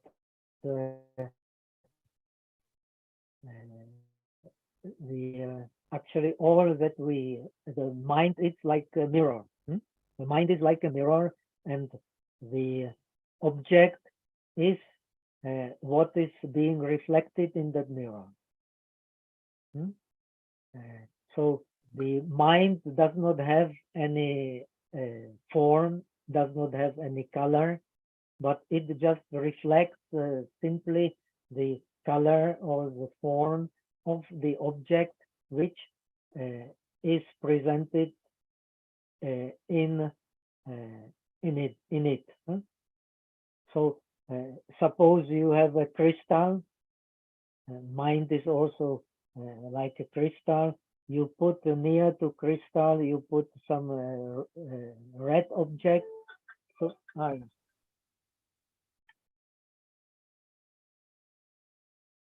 sorry. So when you put some object into the mind, into the vicinity of the crystal will become the color and the shape of that object, right? Similar in the mirror. Now we think that this stuff of the object and the stuff of the mirror, they are different, but actually that what is reflected in the mirror is also the same material as the mirror itself. It is not a different material. Now, the freedom of mind is freedom of producing sensation, because our mind is bound by sensation and it is freed by sensation. Now, the sensations, they are linked to certain images. Because you pay attention to certain image, you get a certain sensation, right or not? Yes. Yes. So because we are stuck in these images, so we are unable to change that image because of our mind is clinging to that image and takes that image as a certain, it imposes a certain reality on that image, right? Yes. Now, the freedom is to change that image when you don't need it, so you change it to another image. So you change one sensation to another sensation, right? Okay. Now, that which produces holding to the subject and object as being separate, that is the karmic consciousness. We have explained, right? Yes. Yes. When we witness some object, we already witness it with a certain liking or disliking. Is it right? Yes. Or we already are programmed in our attention. This attention is not something that is spontaneously appearing, just reflecting the object, but we have some already intention in the attention. The same object for you may be object of liking, for me it's an object of disliking. Maybe tomorrow for me will be object of liking, for you will be object of disliking. So we are living completely in the subjective world. But we do not think that it is subjective world, we think it is objective world. Because we do not see how this subject and object appears from the karmic, as something real, appears from the karmic consciousness itself. In order to see the karmic consciousness, you need a very subtle mind, subtle differentiation, and you need a very high degree of awareness. Now we will see the cultivation of meditation, no matter whether shamatha and vipassana, is the cultivation of awareness. Yes. The more awareness, the more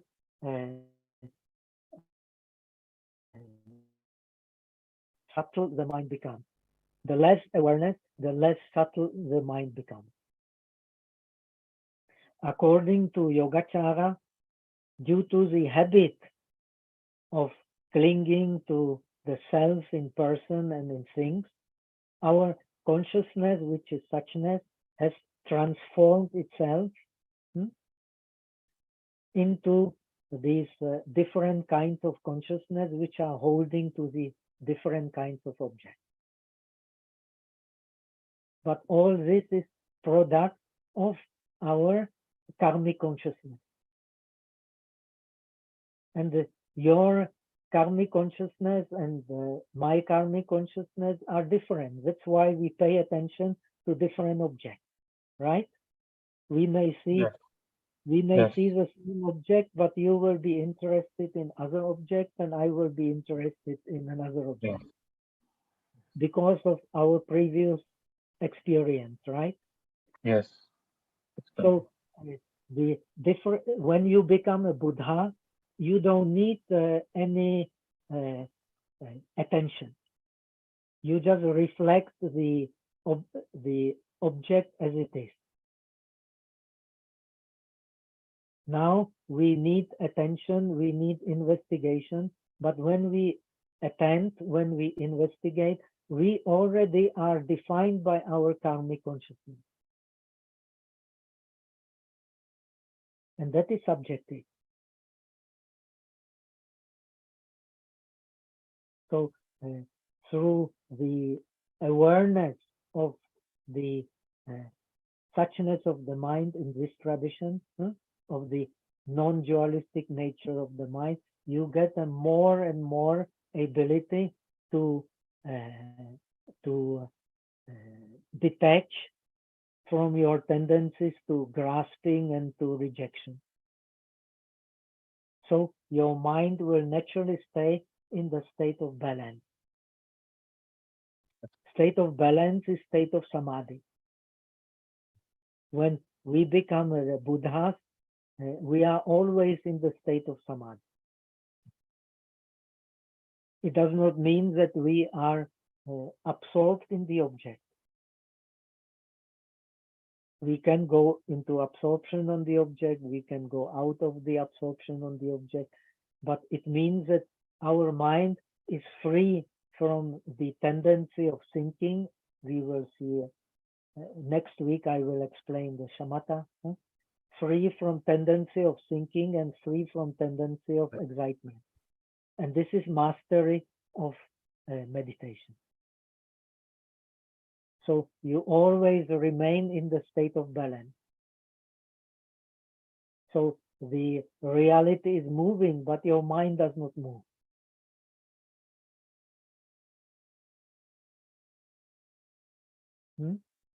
The reality is always on the move, but the nature of mind is not is adopting to the movement, but it is not movement itself. So mind is like an empty space which can, because it is empty, it can receive all kinds of objects. If it was not empty, it would not be able to receive all kinds of objects, right? Yeah. And this nature of empty space is the nature of the mind, but mind is not space. Mind is a living thing. It is not space, but it is the same nature as the space. That means it can reflect objects. The objects will change, but the mind does not change. Now, if this house collapses, the space inside the house does not collapse. The room may collapse, you may changes in the room, but the space, it cannot change. And this is the nature of the mind. And yet it is not, it is like space, but it is not the space because it is a living thing. But its life depends on the whole.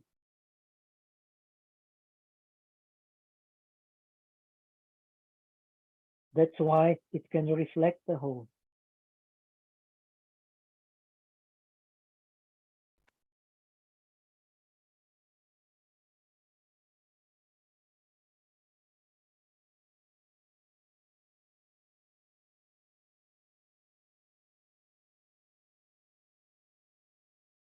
Thank you, Bhante.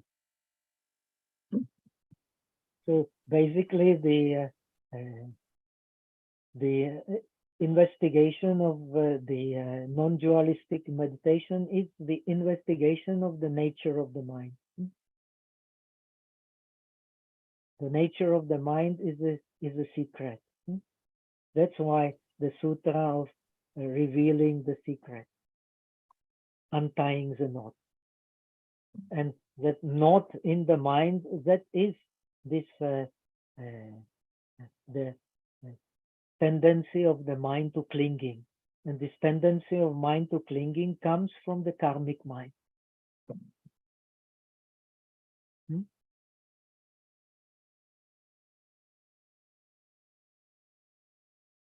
And the karmic mind is is always arising and passing, arising and passing. But the nature of the mind, it is to investigate, is identical with arising and the passing. This is what is to be investigated. And this is where you get the freedom.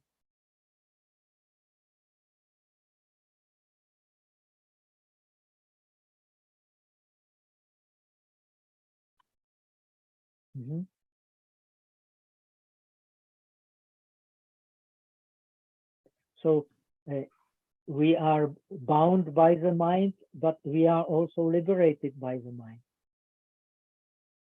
And we can only know it by understanding investigating the real nature of the mind. So the way of Yogacara is to take the mind as the base for all our experience. Without that base, nothing can exist. And that base, so to say, you take as existing. But this is also a skillful means. But this mind that exists, that is the subjective mind, finally. That is alaya.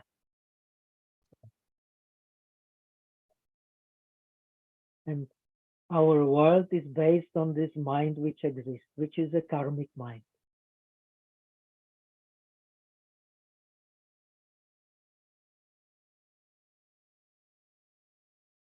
But the nature of the mind is beyond existence and non-existence. That is the dependent origination.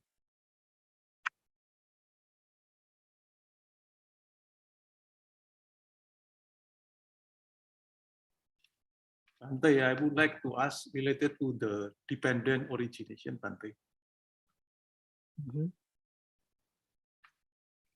I would like to ask related to the dependent origination, Bhante. Yes, please. When Bhante mentioned about images, when I observe my own daily life experience, I experience almost continuously living in imaginary realm. And although this imaginary, yet it is effective. I mean, it makes me suffer. So this imaginary brings sense of aspiration of small self. So I'm a kind of living in always in somewhere or someplace, another place. So there's a sense of opposition. But if I can bring the awareness closer and closer, and if I can bring the awareness through this imaginary realm, perhaps it will disappear, and then I don't suffer anymore, or I less suffer. So at that stage, I perceive that it is a state of before the experience has a name. This is kind of raw experience before it has a name. So is it the touch states. So before we have a pleasant or unpleasant sensation like Vedana. So it is, and related to the Praticca Sampada, it is the pasa or the touch or the contact states before the Vedana. That's my presumption. Would you please comment whether my observation is correct or perhaps Actually, it is very important to understand the Bodhisattva practice. The reality is unabhilapya, is unspeakable, is ungraspable, is beyond differentiating wisdom. Differentiating wisdom cannot grasp the reality.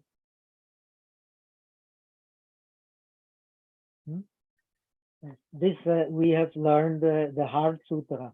It is not cannot be attained and also cannot be not attained. It is beyond wisdom. It is beyond the truth of the suffering. It is beyond the suffering, the origin of suffering, the end of suffering, and the path to the end of suffering. It is beyond everything you can grasp. This is very important thing. That is why we have started our scripture with whatever you establish in reality, that is not really established. Nothing is established in reality. But yet we all live in the established reality. We have to relate to the reality. Unless we relate to the reality, we do not live. And reality is there, disregarding whether we have certain attitude towards it or not certain attitude towards it. The reality is there, but all we can do in order to get rid of suffering is to use the skillful means. The Yogacara is not a dogma, and Buddhism should not be a dogma. Yogacara is only the skillful means to penetrate the selfless nature of all objects of our experience. When you penetrate the selfless nature of all objects of our experience, you will get the release from suffering. Now, we are suffering because we see this, our subjective world, as being something true. But this subjective world, we learn Yogacara, we learn Buddhism in order to see that this subjective world of ours is not worthy of grasping. And to know that it is not worthy of grasping is the best skillful means to understand the mind, that mind which is grasping is the karmic mind. We are grasping because we have a karmic mind. And to see through this karmic mind, we need a very, very subtle awareness. When we get this subtle awareness, we see that this very karmic mind is producing the impression of a real and a real object. But there has never been any real subject and a real object, because the dependent origination as such, it is even written in the Sutra, does not allow any concept of real existence or real non-existence. So it is the awareness is of this ungraspable nature of reality. In this ungraspable nature of reality, we grasp, but this grasping for awareness is a complete illusionary grasp. When you see the illusionary nature of grasping, you are detaching from grasping. When you don't see the illusionary nature of grasping, you are not detaching from grasping. And the best skillful means to see the illusionary nature of grasping is to contemplate on the karmic consciousness as being the base of our experience, which is conducive to our differentiation between the real subject and the real object. But this differentiation cannot exist in reality. Logically cannot exist. For this is very good Madhyamika. And also in meditation, for this is very good Yogacara. When you see that the grasping is a grasping of an imaginary subject and imaginary object, then you are on you have the best skillful means to abandon grasping. But it is only skillful means. The Buddhism, the true Buddhism, cannot be dogmatic. It does not mean that the Buddhists are not dogmatic. They can be even more dogmatic than anyone else, than even Muslims. Muslims are sometimes less dogmatic than the Buddhists, or Christians, or anyone, or Jewish, or whoever. But the true understanding of Buddhism does not allow any dogmatic. And from the point of view of Yogacara, because of the understanding how the mind works, our mind has been transformed by the long-lasting habit of clinging to the reality of the self in things and in a person. And you can observe it by awareness. By understanding, through awareness, you understand the non-dualistic nature of the mind. And in this non-dualistic nature of the mind, you untie all the knots of the mind. And it will reveal to you its true secret, its non-dualistic nature. This is how you are released of suffering.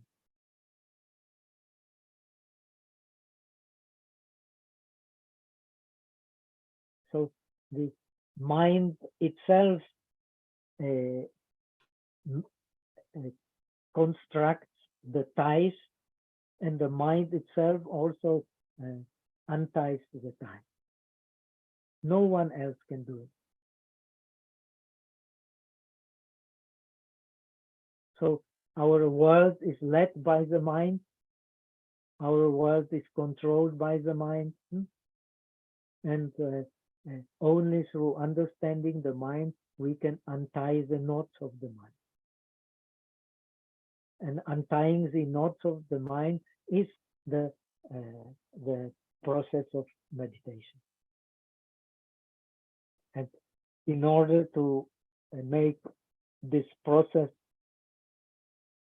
deep, we practice the paramis.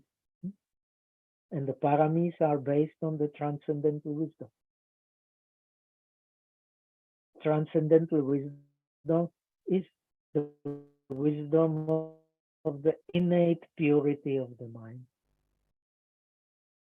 Innate purity of the mind does not mean that mind is something. Innate purity of the mind means that the mind is something you cannot grasp. That is innate purity.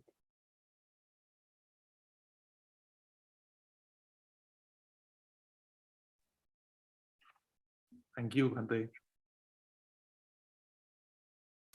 Okay, so let us continue next week.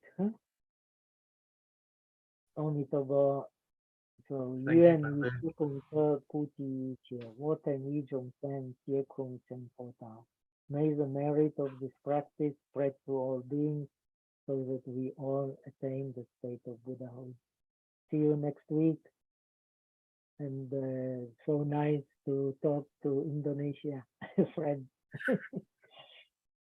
Teman-teman boleh buka video mungkin kalau mau say thank you dan